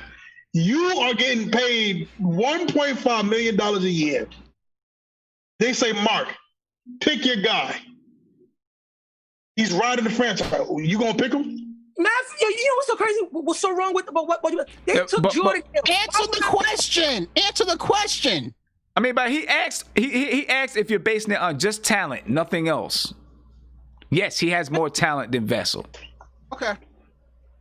When you take the most talented player, I'm just saying. When you drive, So are you taking him at 8 then? You're taking him at 8. And that's what makes the number 8 pick so great. Yeah, I'm taking him because he has talent. Okay. All right. Well, I think he's talented, but I don't think he's the most talented. So that's the reason why I wouldn't take him at 8. But he's talented. Hold on. Let me ask you a question. When you say that about him, what does he do? What does Vessel do better than Jaden McDaniels? Shoots the 3, defends. Yeah, better 3-point shooter, better defender. Defense, right? Hold on. And for a 6'9" guy, he got time to grow too. So I think when he comes to the league, and when you watch his body, he's gonna grow with girth. Like this could be a big 6'9" kid. He could possibly grow to 6'11". This is one of these high pick, high reward type of pick. Oh, look at the little dog. Here's where I'm going to put him on the spot. No, this is what it is. I'm going to put you on the spot. I'm going to go and put you on the spot. Oh man, your Rottweiler's coming to get you. You got him, and you got Toppin. Taken. Yeah, I thought so. I mean, no matter no matter who's there at 8. Everybody that we looked at, no matter who's there at 8, Josh McDaniels is going to be there. But no lie, this kid is going to be good one day. Yeah, Josh McDaniels. Well, he still needs a lot of work, and he still needs to develop. But I'm saying the skill set is there. He's athletic. He's very, very athletic. So you can do a lot with that. So I definitely, he definitely is going to be good. Josh, it's not just like he's athletic. This kid has an offensive game. It's all 3 level skill, bro. It's off the dribble, post shoot, take left, right moves, bro. No, bro. Yes, way more than athletic. So no, but okay, but Mark. But I mean, I agree with all of that. But where do other teams rank him? Like if other teams are really looking at him, really high on him, then what I'm saying the Knicks should actually go for it. But 15. He's top 15. It's one of those things. It's like, is that where his projection is? I don't think that's he's top 15 because it's just like this. When people watch Devin Booker, they didn't think he should have been like a top 5 pick. Okay. Devin Booker, right? This is how I feel about Jaden McDaniels. He can go. He's a lot to me. He's a lottery. So you think he has Devin Booker potential? Bro, when I'm watching 2 separate players, you can't really compare those 2 guys. They're two different positions. Well, let's go on. Let's go on and talk about the next guy on the list. All right, the next guy on the list is Jalen Smith out of Maryland. That's a bad boy. Jalen Smith out of Maryland. This is a bad boy, Sam. He's 6'10", 215. This sophomore. Is a bad boy. He averaged 15 points a game, 10 rebounds a game. He shoots 53.8% from the field. Just about 37% from 3. Right, he can score inside and out. He finishes well. He can run the floor. He has good passing instincts, good defensive instincts. Look, he's got to get stronger. Expand his post game some, cut down the turnovers. But 20 years old, young kid, he can play. He can play. This kid can play. And like I said, Sim, this will be my 27th pick if he's there. No doubt about it. Because now, if we don't get Obi Toppin, right?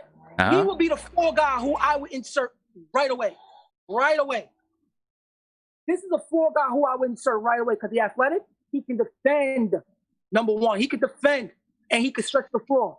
So he will be my 27th pick, no doubt about it. Okay. I mean, I don't think he's going to be there at 27. I don't think either. He ain't going to be there at 27. But on some mock drafts, they had him at 27. That's why I'm kind of hoping. But if he's not there, it is what it is, man. I mean, I'm looking at NBADraft.net right now. They got him going 28 to the Lakers. Yes. See, I mean, maybe he could. I don't think he's going to be there at 27, but maybe he could. They actually got Jaden McDaniels going 22 to Denver. I'm telling you, son, this Jaden McDaniels, like, it is crazy. It is crazy. I don't think enough people watched him, man. Like, he's just one. I mean, he played at Washington. That's the reason why people didn't watch him. He played at Washington. He's got a lot of skill development to go. You know what I'm saying? You can see like he's a little bit loosey goosey and this and that, but he's gonna get there, man. But this kid, question. It's his shot selection. But when you watch him, how he plays the game, his offensive ability, it's already there from a skill point. Like he could do left, right. It's there for a young guy. Okay. A lot of young guys come in and don't do that. If he's supposed to be projected to Denver, him taking Paul Millsap's place. Who? See him Paul Millsap projected to go into Denver. Well, he's not gonna come in and get playing time like Paul Millsap would. Nah. Okay. But, even if he did get the same playing time, I don't think he can do the same production. At least not from the beginning. Not from the beginning. Take some time for him. Now I see in the chat. I'm looking in the chat, and somebody said that Jaden McDaniels, he led the NCAA in technicals, is kind of making some people look away from him or something like that. I don't care. That's not important. I don't think that's important right now. Okay, so Jalen Smith and Jaden McDaniels, they're both on the board. Which one you taking? Yeah. They're both on the board. if they're both on the board at 27, which one you taking? I'm taking McDaniels, bro. Okay. I'm sorry. Right. I'm sorry, If he's son. all Like, that, then yeah, I'll go with you. Yeah. I've watched them all college, man. It's just when you get, and I got the coach that could help this kid to be a better player. Yeah. I just All think right. about stuff. So let's look at what Jalen Smith brings to the Knicks. Now, after this, we got one more player. And Kevin, your mic is low. Your mic is low. So talk about Jalen Smith. He's got to work. He's got to work on that low high post game, but he can definitely rebound the basketball, set screens. He can defend, and he's a stretch four. Yeah, he's a stretch I four. think he's got to develop his offensive game some, but this guy, this guy could be a decent player in the NBA. Yeah, he's gonna be a serviceable player in the right spot. I think he can play. Yeah, So, we're getting down to it. Well, we're gonna pick our top 10 players. All right, we're getting down to it. So this is gonna be a discussion when we get to this. We're getting down to it. Well, we're gonna pick our top 10 players for the Knicks. All right. One more player that I want to look at. And then we can go on and talk about the top 10 as a center because we do need center depth. I'm telling you, All right. if we pick them, we trade Mitch. All right. Facts. So we're talking about Onyeka Okongwu. Facts. All right. Onyeka Okongwu. Now, is he going to be there at 8? No. Probably No. not. No. Probably not. But you just never know in this draft. But probably not. He's 6'8", 245. Right, so he's a center. I mean, he's a center, although he's only 6'8". He's a center. Right? 16.2 points per game, 8.6 rebounds per game. Shot 61% from the field. He doesn't stretch the floor. He only shot 25% from 3. Strong, mobile, bouncy. Right? He's versatile offensively and defensively. He can play off the ball. He has some interior skills. You kind of maybe worry about his size at center. Tristan Thompson. He's not a comfortable ball handler. No. So there's some areas there that that you consider. If you get him, he's 6'8". He's a center. He's strictly a center. Yes, Sam. He plays like Tristan Thompson, bro. Tristan Thompson. That's what he plays like. I don't like it. I don't like. First of all, him being 6'8" and being a center. I think when he comes to the NBA, his position is going to change. And what's it going to change to? Power forward? He can't do anything. He can't do anything. Offensively. So then why? So then why take him? There's no point. Like I don't see him being a center. Well, you got to remember, bro. The way the NBA is nowadays, you can be 6'8" and be a center. It's sad to say it, but you can be. Like, for example, just to say, for example, right, Kenny Wooden, we picture him to be a power forward / center just because of his length and his jumping abilities. So when it comes to that, right, because sometimes you play small ball. No, you don't trade Mitch. But that's more in the rotation scheme of things. Like that, a lot of teams are not going with the Houston model. Teams still are going out there and being conventional, and they have their center and their power forward being over 7 feet tall. Well, at least the center, not the power forward. So that's why 6'8". That's Bill Russell, and he's not Bill Russell. He's not going to be that lockdown defender. You know what I'm saying? Defensively, he's amazing. Defensively, he's amazing, bro. Yeah, but at number 8, you know what I'm saying? That's a later round. He's later round at best. Hey, Tristan Thompson went number 4. I'm not going to take him for the Knicks. No, I'm not taking him. I don't look to take him at all. For another team, that's different. But for the Knicks, no. Well, yeah, that's what I'm saying. The Knicks, they already have that center of the future, that their cornerstone. They have their cornerstone, and now we're talking about drafting a 6'8" guy to back him up to be a rotation guy. We're not talking about drafting him. He's just on the board. We're doing big board, so Yeah, I guess. I wouldn't take him for the Knicks. No, I wouldn't. Yeah, for the Knicks, absolutely not. I don't like it. No. Yeah, I can't see where it wouldn't make sense for the Knicks. Maybe for the Rockets if they were there. Oh, don't let them see a 6'8". Don't let them see a 6'8" center. You know what I'm saying? Exactly. Yeah, but he can't Nah, shoot. the He can't even Rockets- shoot. So why would the Rockets take him? He can't shoot. He can't put the ball on the floor. He can't do anything. So I don't know. He can set screens and roll to the basket. He can rebound. That's all. You know, Mike D'Antoni will find a way to use him. He doesn't have to be a shooter if he can set screens and rebounds. Because if you look at Mike D'Antoni won't be there. I mean, you know, if you look at the Rockets now, they're getting out rebounded like crazy. And Tyson Chandler's sitting right on the bench. His beard getting bigger though. Right, that's crazy. Tony ain't gonna last much longer. He ain't gonna last much longer. He's probably Tyson Chandler last year too. But you know, looking at taking a look at Onyenka and the way that he fits within, you know, the New York Knicks, if, you know, they went that way, you know, listen, he's not versatile offensively. He can defend. He's a versatile defender. Yeah, this is NBA right? But he's not offensively. He's not versatile. He can rebound the basketball. He can set screens. He can defend and block shots. But he can't shoot the three. I don't see him being a good fit for the New York Knicks at all. More of a Golden State type of player. I don't see him going to Golden State if Golden State would trade that pick. I think you gotta have as a center or a power forward to be like a starter to get major minutes. You gotta have some sort of offensive game. Like I can't name a team around the league that has a big man that really can't really give much on offense. You know what I'm saying? Like you gotta be able to do something on offense. Like defense, it's cool. Hold on. Golden State had centers that wasn't offensively gifted, so he will fit perfect there. Andrew Bogut was very gifted. Yeah, but not offensively, bro. Yeah, he was. I mean, you got JaVale McGee, Andrew Bogut. He wasn't the Bucks Andrew Bogut. When he came to the Warriors, he became more of a passing big man.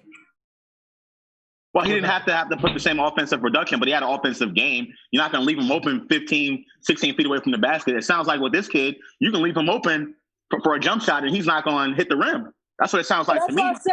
That's why I say he'll be perfect for Golden State, because Golden State value rim runners, guys going to play defense, and they got their shooters that he could play off of. Because all the centers, even when you look at Looney, the development that they got there, they taught him how to pass out when he got the ball to the shooters.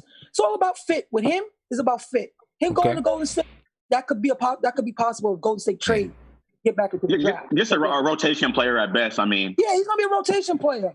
But he could be really. So let me get to a couple of super chats here. Kep Steezy, thank you for the super chat. You said Randall DSJ.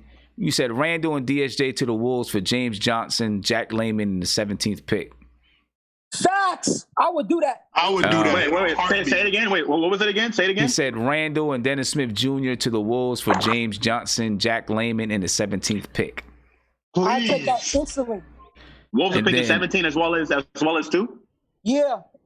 Please take that, please. Yeah, and then A Santos, thank you for the super chat. He said, salute to the chat. He said, I agree with Mark about the McDaniels kid. He said he's going to be a problem. He said, I would trade up with the 27th pick to get him in the top 15. Secondly, would you take Aduka Azubuike with our 38th pick? We do need center help. I would definitely look at him for the 38th pick, Azubuike talking about. Because if Mitch is definitely going to be that cornerstone, he's going to be your center. He can't do it by himself. You know what I mean? You're going to have someone who's coming up the ranks behind him. Yeah, because Mitch was the only one grabbing rebounds last year, bro. If you watched it, he was the only one in the post trying to. I don't know about all that. Who? I don't know about all that. He didn't even lead the team in rebounding, so. Come on, bro. No, what I mean, he was the only one fighting down there, bro. I'm not talking about grabbing rebounds. I'm talking about him down there by himself all the time as a center. A lot of it, though, depends on how your offense is set up, though, and who you're defending on defense, too, right? Because people used to get on, I'm going to defend your man KP, okay? I'm going to defend him right now. People used to get on KP because he didn't grab a lot of defensive rebounds, but a lot of times he was guarding stretch four, so he was out on the perimeter. So he's not going to be able to get rebounds if he's out on the perimeter. So Mitch was guarding fives and not always fives that were out on the perimeter, so he's going to be down there, right? Because some of the other guys is out on the perimeter guarding this is the way the NBA is played nowadays. It happens. If you look at the NBA nowadays, right? Sometimes you only got one or two guys, defensive guys, grabbing rebounds because the floor is so spread out. Yeah, but what I'm saying, it happens like that sometimes. He's the only one down there fighting for second chances. Because a lot of his points come off second chances. Because again, that leads to the way that you are offensively. You know what I'm saying? If you play the type of offense where you got the floor spread and you got everyone out on the perimeter except for your rim runner, who's going to be down there to grab rebounds? Your rim runner. You know what I'm saying? A lot it's going to be depend on how your offense and defense is played, with who's going to be down there to grab rebounds. You know what I mean? But now let's do this, man. Let's get to let me do one more super chat. Blarrange Tears, you said this show is amazing. Thank you, I appreciate it. He said we need shooting. Just draft Aaron Naismith. We're gonna do another part to this. This is actually part 2. We did a part 1 a long time ago before we found out where we were gonna draft. This is the part 2. Now that we know where we're drafting, we're gonna do a part 3 where we look at the bottom half of the draft. So definitely. And let me get to a phone call real quick. Guys, I'm trying to call it. Caller, you live. What's popping? We need beef. Yeah, we need some beef. Oh, hey. Hey. Thanks, big fan.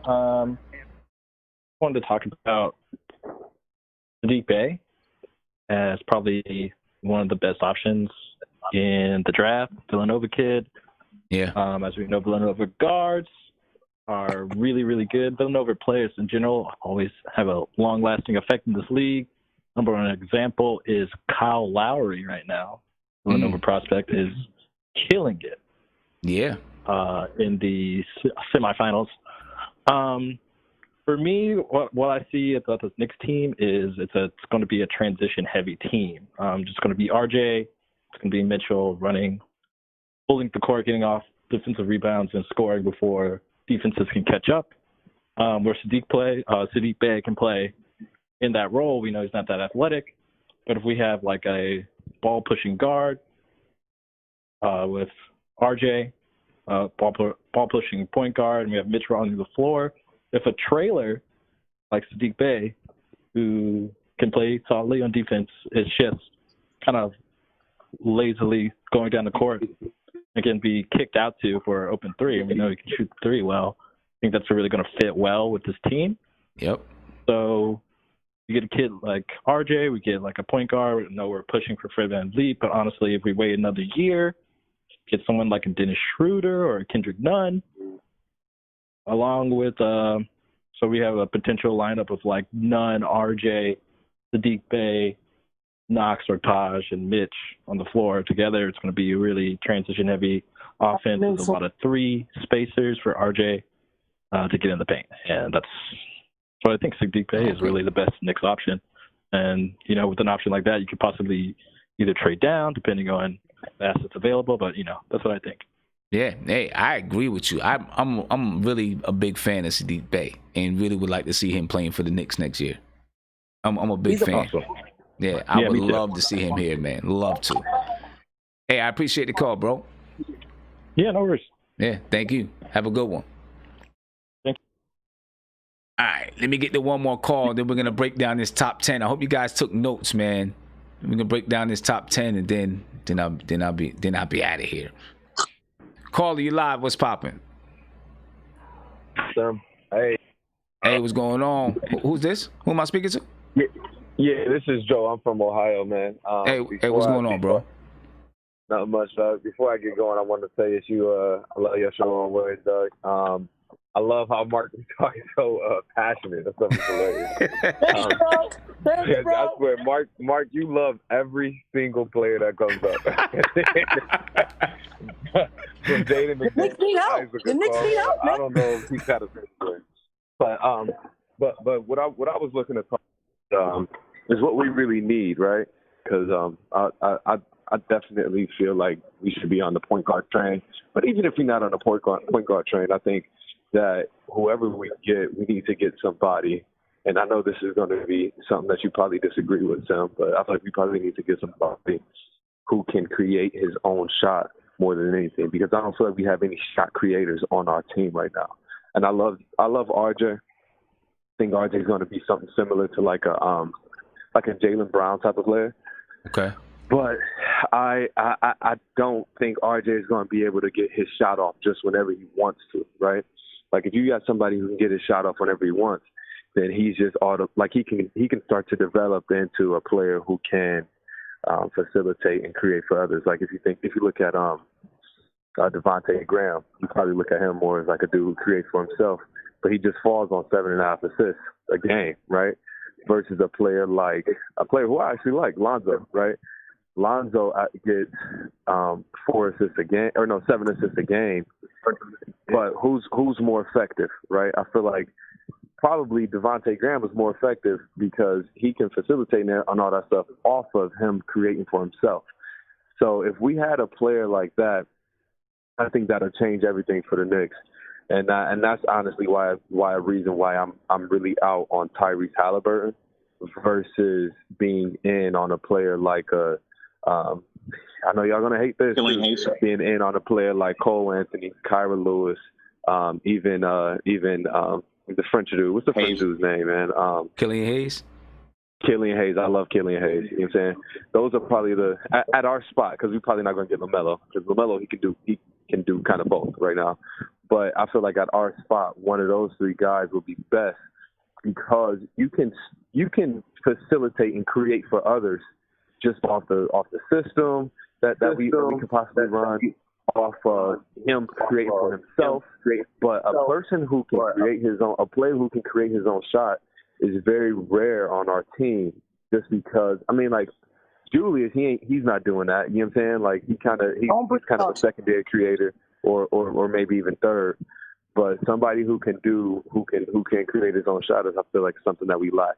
Also, and 3-point shooting and all that as well. You know what I'm saying? Like, that's why I like Devin Vassell and all those 3D players. But my thing in that thought process is that this draft is so deep on 3-and-D players. Like, you didn't even talk about like Desmond Bane and all those guys. You know what I'm saying? And you could have went even deeper to that. And that just shows that we can get one of them dudes. And I love Vassell, but we can get what he does at 27, or maybe even a trade up. And I agree with you. Yeah, I agree. If Jaden McDaniels is there at 27, we got to snatch him up. But we can get we can get one of those players who's a 3-and-D later on in the draft, just because this draft is so deep on 3-and-D players. You get what I'm saying? Versus a dude who can create his own shot. That's not a lot of dudes in this draft. Maybe next draft, but not right now. I respect the opinion there. I respect the opinion there. Yeah. That's a good call. I appreciate your call, bro. Yep, appreciate it, man. Peace. Have a good one. There's another guy too. Let's get into this. Looking at the top 10, and then I'll get to a couple more calls. All right. So who's our top 10 players? Out of everyone, I'm gonna name off the players that we talked about. All right. Name off the players we talked about, and then we'll look at. We'll figure out who's our top 10. Let me get a pen. Hold on. All right. So we going in order where we will pick from.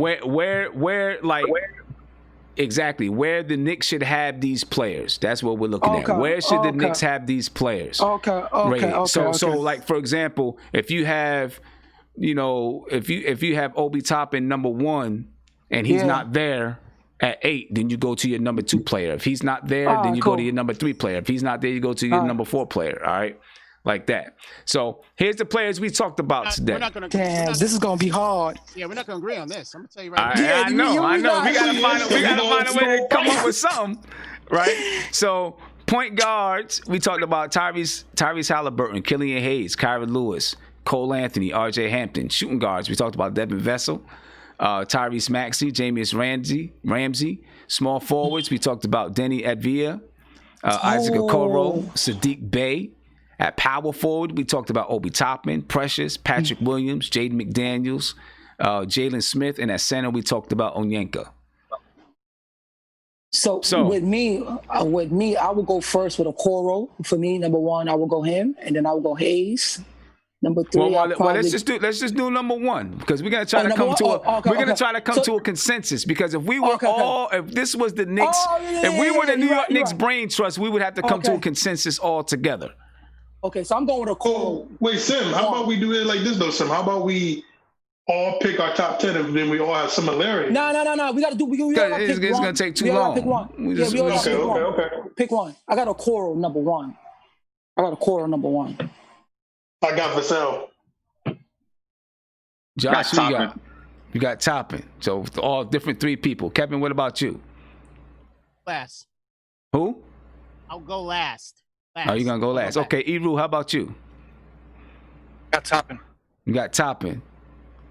Kev? Watch him say Vassell. Watch him say Vassell. Oh, he froze. He froze. He laughed himself into freezing himself. Man. Yo, look at yo, please wait, screenshot this, please screenshot this. It's a tough one, man. Hey, looking in the chat, let me see what I see in the chat. Someone said Cole Anthony. What? Someone said Cole Anthony. Uptown Twan said Cole Anthony. I see Obi. Man, crazy. it's a tough one. I don't know. I mean, y'all better right now, Obi has the most votes. Right now, Obi has the most votes. I'm not gonna lie. If he's there 8, I'm probably taking Obi. I hate y'all, man. I'm sorry. Wait, hold on. Man. Wait, you take Obi over Okoro? Yo, Sim, I don't know. It's a tough one. It's a tough one. I don't know. This kid could be a devastating defender. Like, that's what a tough one, he man. brings, man. It's a tough one. I like the offensive ceiling more than the defensive ceiling. I think you need that.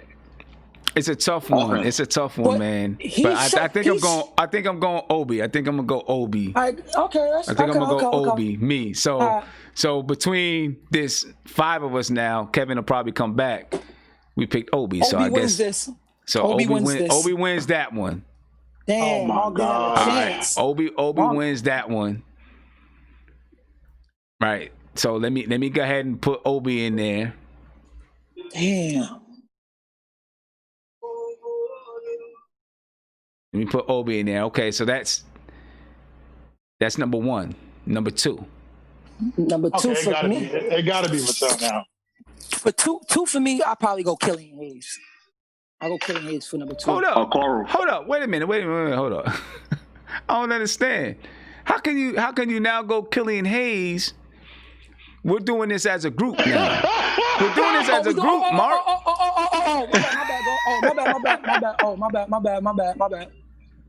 My bad. So we got as a group we got to choose number 2, and we're just gonna go the majority. Okay, go ahead. Go ahead, Josh. So let's start. Toppin is off the board, right? Toppin is off the board. Toppin is off the board. Toppin is off the board. He's off the board. All right, Obi Toppin is 1. Who's number 2? Eru, we'll start with you. Who's number 2? I like Denny, man. You guys hear me? I like Denny. You like Denny? Okay. Sorry, guys. Something happened with my internet, so. Nah, you got scared, man. No, I didn't. Yo, you laughed yourself off the screen, bro. No, but I said Killian Hayes, so that's what I. Okay. Obi won. Okay. Obi won. Right. So Josh, what about you? Who you going with for number 2? Okay. Isaac Okoro. Isaiah, what about you? Who you going with? You know who I'm going with. Oh, he's going with he's going with Devin Vassell. Mark? I'm gonna go with Hayes, man. Hold up. Hold up. You don't make no sense. But you want it. That's that BS I'm talking about. That's that BS I'm talking about with Mark. That's that BS. It don't make no sense. Well, I'm trying to understand. Where am I picking from? I'm picking from a pool of players, right? Right, but what I'm saying, first you had Okoro as your number 1 pick, right? Yeah. He didn't get it. It's Obi Toppin. So we got Obi Toppin. Okoro is still, we're choosing as a group. My bad. Then I'll take Okoro then. Oh my God! And this is the Knicks GM, right? This is supposed to be the Knicks GM, right? I'm not getting mess with me no more. You can't mess with me no more. You can't. What are you talking about? No, what we're saying is like it's like you're choosing your number 10. You're choosing your 10.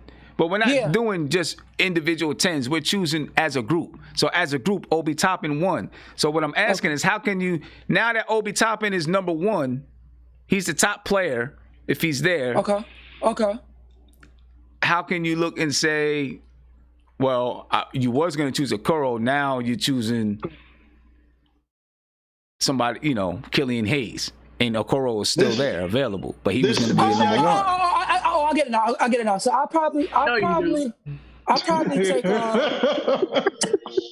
Who would I take? This y'all king. Come back to me. Oh my God. Come back to me. All right, Kevin, who you taking, man? Number 2. I'm taking Vessel. Vessel at number 2. Justin, who you taking? I gotta go with Vessel. Vessel, okay. And I probably would go with Okoro, but it looks like Vessel got it.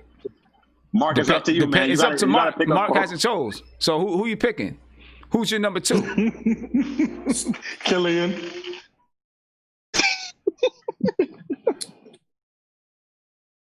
I'll probably go with Vessel. All right, so Vessel got it. Vessel got it. What happened to McDaniel? I ain't messing with Bargill. I can't mess with Bargill. I'm not messing with him no more, man. You said what happened to McDaniel? All right. He's still there. Okay, so we got Obi Toppin, we got Devin Vessel. Who's third? I'll go with Okoro. Isaiah, you said Okoro. Josh, what about you? Yeah, I go. Okoro. Iru. Feel like Denny. Oh, we got 2 for Okoro. Mark? You know I'm going with him, man. Who? Okoro? Yeah. All right, Kevin, who you going with? Yeah, I'm going with Okoro too.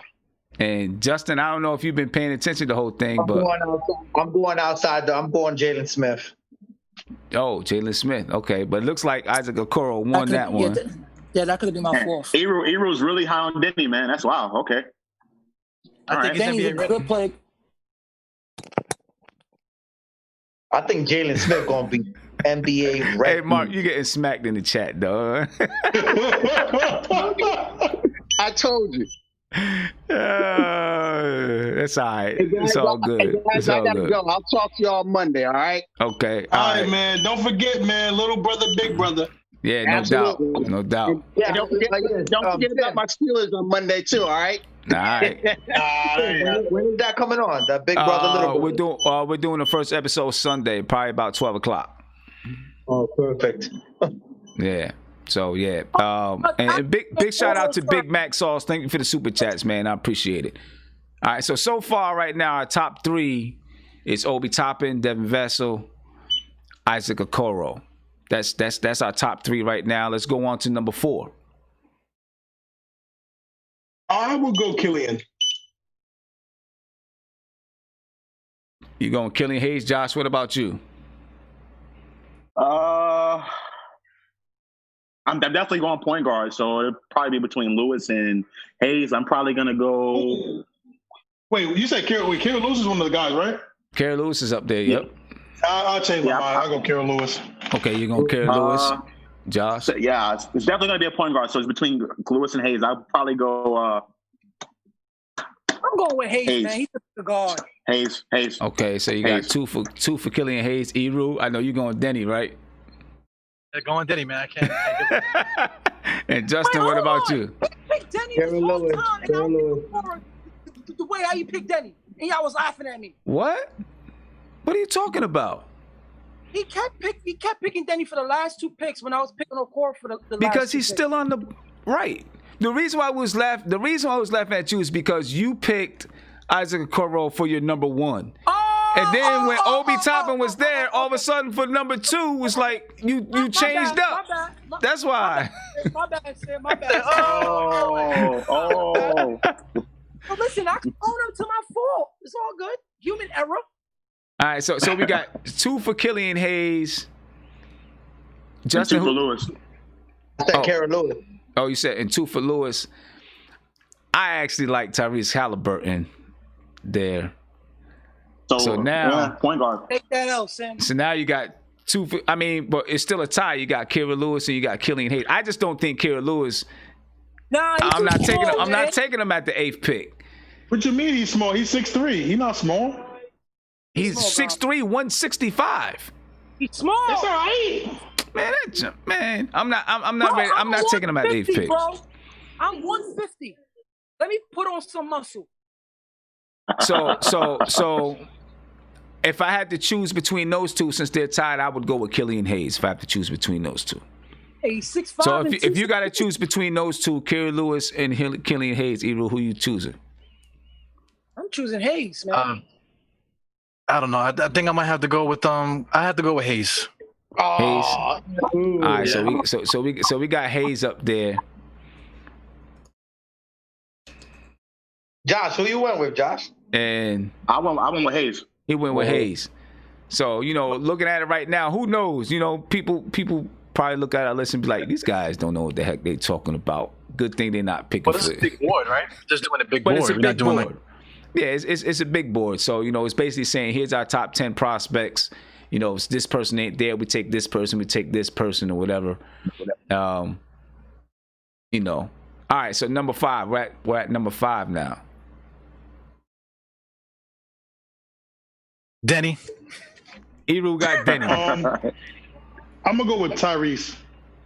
Tyrese. All right. I'm sorry. I'm lying. I gotta go with Carroll because I wanted Carroll anyways. I'm with Carroll. Kara Lewis. Kara Lewis. I'm going McDaniels right here.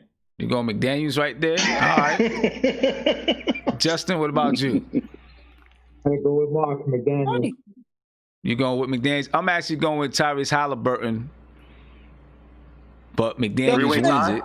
So Yo, Tim, you're gonna have to keep dying on that hill because I actually like Tyrese Halliburton, man. He's good. He's good. But you gonna die on that hill. I like the kid. I like him. But Jaden McDaniels won it. He got 2, so he won it. Yeah. So now we're at to number 6.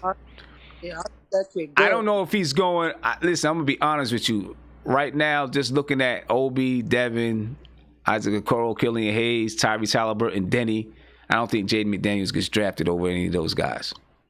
No, he don't get drafted, but that's what I like. That's who I would like. Okay, I don't think he gets drafted over any of those guys. But hey, every team, got a surprise pick. So yeah, when did you move the draft? In November, right? Yeah, November. All right, so now we at 6. Freak it out. Okay, I'll do it. Tyrese. Josh. Kara Lewis. I know Eru got Denny. Mark. I'm gonna go with Sade Bay. Oh my goodness. Dang, that's my guy too. Justin. Gotta go with Tyrese. All right, we win. It's Tyrese. And I haven't picked yet. You're gonna choose Tyrese. I'm thinking about Sadiq Bey, but oh wow. I'm thinking of changing my mind to Sadiq Bey for real.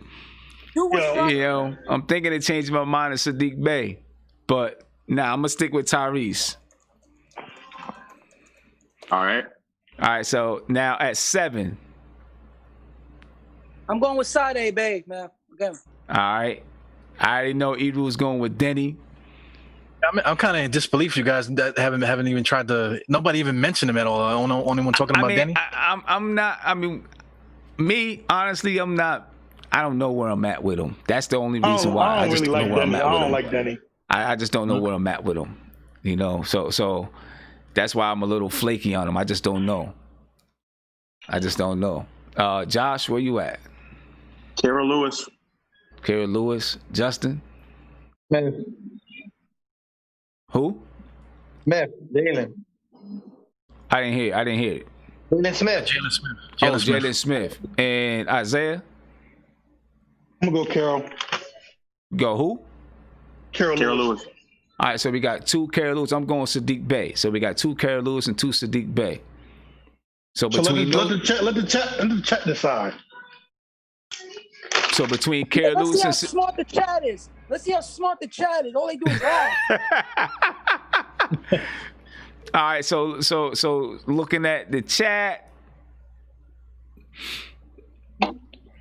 just tell me, who do you guys choose between Sadiq Bey and Carol Lewis? Who you choosing? They gonna go against me, Sam. They gonna go against us. You said they're gonna go against us. They might. I'm looking at one guy, Taylor Bolshoi. He got Denny at number 1, Naismith at number 2, Sadiq Bey at number 3, Vessel at number 4, Obi at number 5. Oh, I see the chat.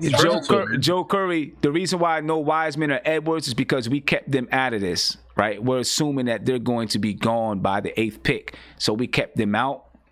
Now, if they were there, then of course you would take them at the 8th pick. We know that. Looks like the chat chose Sadiq Bey. Facts. Big facts. Yeah, they coming in heavy with the Sadiq Bey. All right, the chat is smart. So, but you know what I'm gonna do? I'm gonna set up a, this will probably change. I'm gonna set up a poll so people can vote on the poll. Oh yeah, do that. Yeah, set up a poll. All right, so now we're at number 8. We're at number 8. I'm gonna go Denny for number 8. So wait a minute. So did Sadiq Bey get chosen, or did Carol Lewis get chosen? Sadiq Bey. Okay, got it. Sadiq Bey. I'm going with Denny.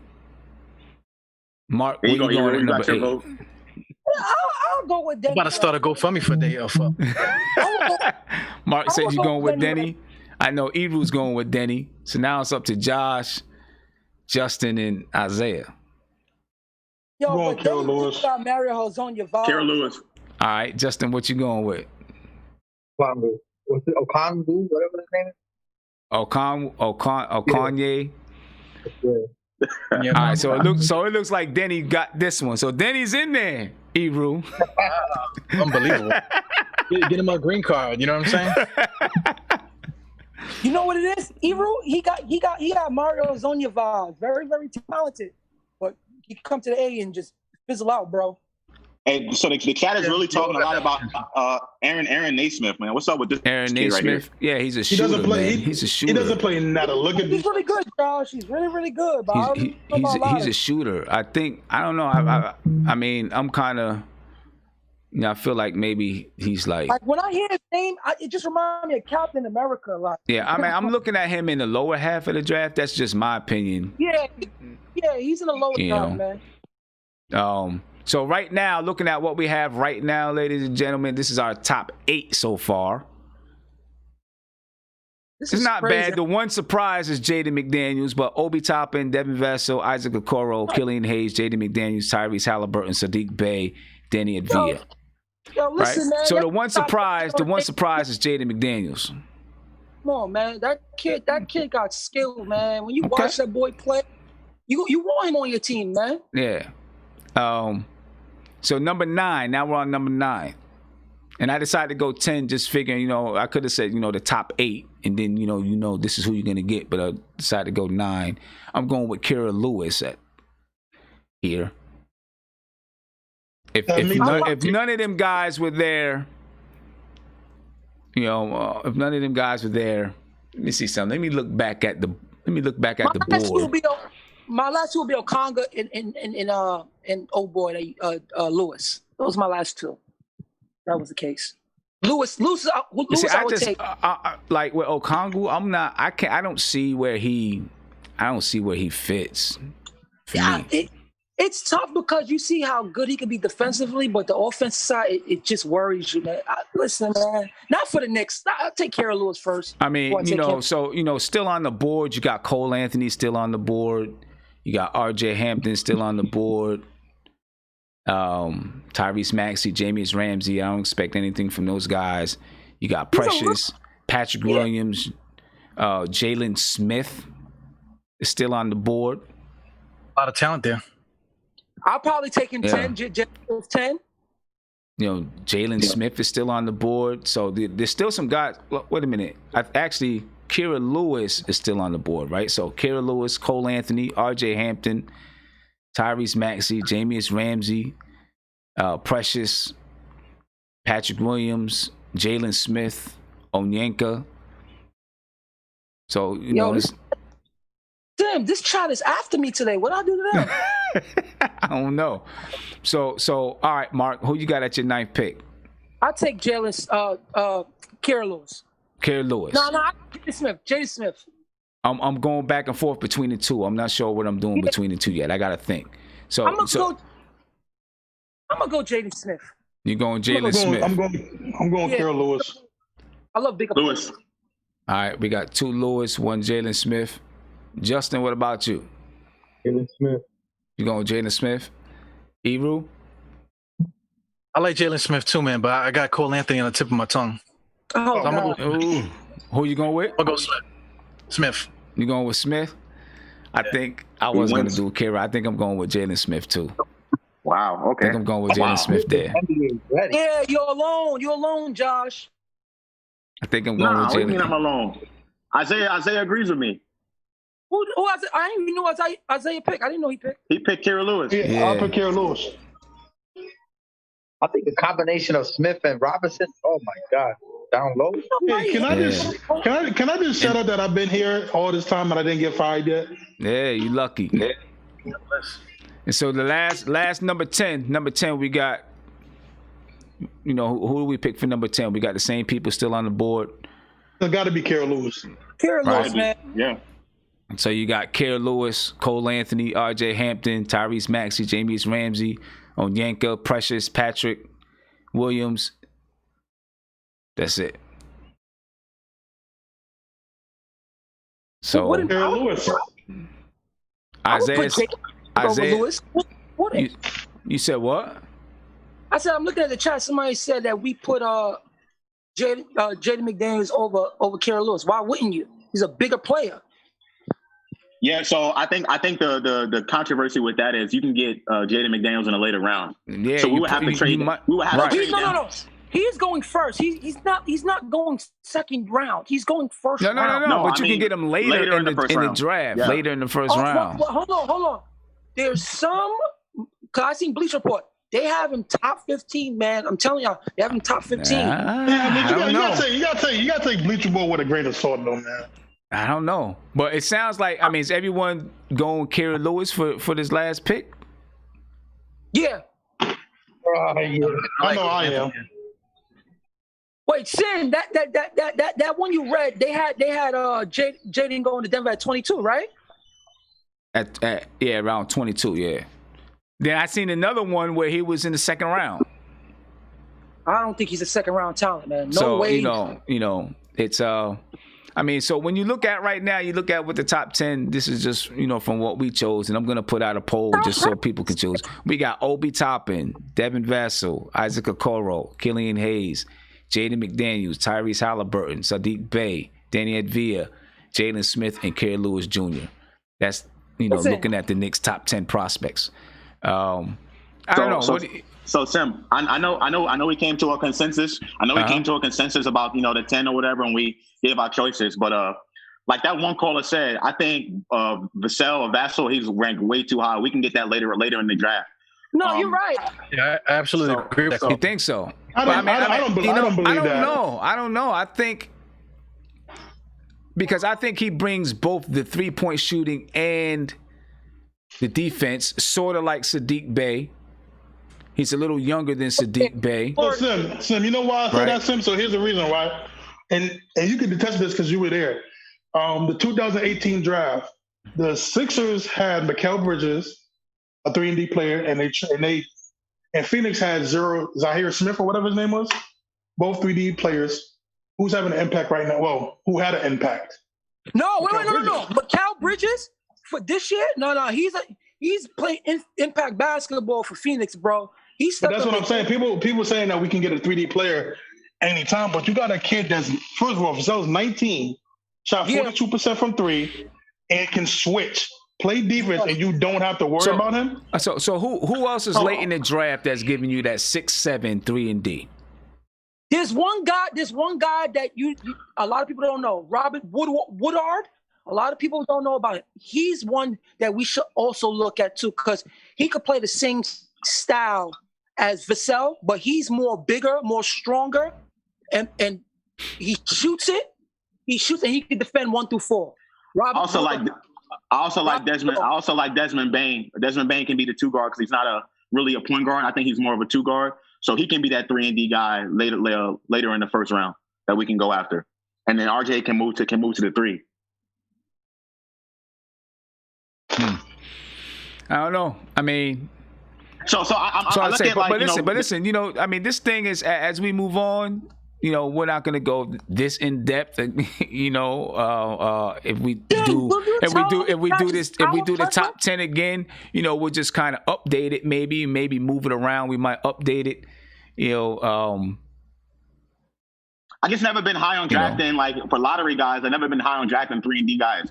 I mean, we drafted Shumpert as like a good defender. You know what I'm saying, and someone that can shoot a little bit. And his ceiling really wasn't that much of like just a rotation player. You know what I'm saying? So I really look for in a lottery. I look for guys that can really, change your franchise and do. But Josh, here's the thing though. Hey, it's sad to say it, but most lottery picks end up as role players. Damn right. A lot of them do. Right. You got to think about it. There's only you get lucky. You get lucky if you get an all-star out of your lottery. You're extremely blessed if you get a superstar. But most players turn into most lottery picks turn into role players. Yeah, but you don't go for that though. You want to go for the best player available. That's what I'm saying. You don't go for it. You don't get succumb and be like, oh, okay, well we're gonna get a role player anyway. You don't do that. You go for the best guy, a guy that can change your franchise. That's what the lottery's for. But here's but when you talking you're talking about going for a guy of changing your whole team, that's the first top 3 you're looking at. When it comes to like the 4, 5, 6, it's like you're hoping that player could be almost all-star level. Your first top 3, you're looking at those 3 guys to be the cornerstone of your team, and that a lot of it hasn't hit throughout the years. A lot of it hasn't hit through the years. No, I understand the history of it. I'm talking about the purpose of the lottery. The purpose of a lottery is to turn a bad team into a good team by drafting someone that is in the lottery that's considered the best at the time and that can turn around a franchise. That's the purpose of it. Now, I know the reality. Hold on, wait, real quick. I know the reality of the history of it and what happens after they draft. But you don't aim for that. You aim for higher because that's the purpose of the lottery. Now, someone like Vassell is not going to change someone's franchise. He's a 3-and-D guy. No. Let me tell you something. It's like this. This makes perfect sense. When Jaylen Brown was coming out of college, he's supposed to go top 10, 8 to 10. Celtics said to themselves, "I'm taking him number 3." Jaylen Brown was never. There was no. Jaylen Brown was not supposed to go 3rd. His game didn't tell you he was supposed to go 3rd. But you know what? It's sometimes when a GM said to himself, "I'm taking him because I like him and I think he could become something." So sometimes it's more about feel, what you want, and how you see your player when it comes to drafting. And when people say you don't take Jaden McDaniels top 5, it's my preference. If I feel like this player can transcend a certain way where I feel like it's proper for me and where I think he can be, I'm going to go for that player. And with this draft, where we're at, number 8, it is perfect to pick anyone who you feel like that can do something for your team, because it is a pick that we shouldn't be thinking high of these players. No way, no how. Okay. All right. We did well, hey. Look how they did with Knox. They thought It's a perspective. Well, hey, fellas, we've been on for a minute. Yo, this is fun. Almost 4 hours. That cut into the Mets game.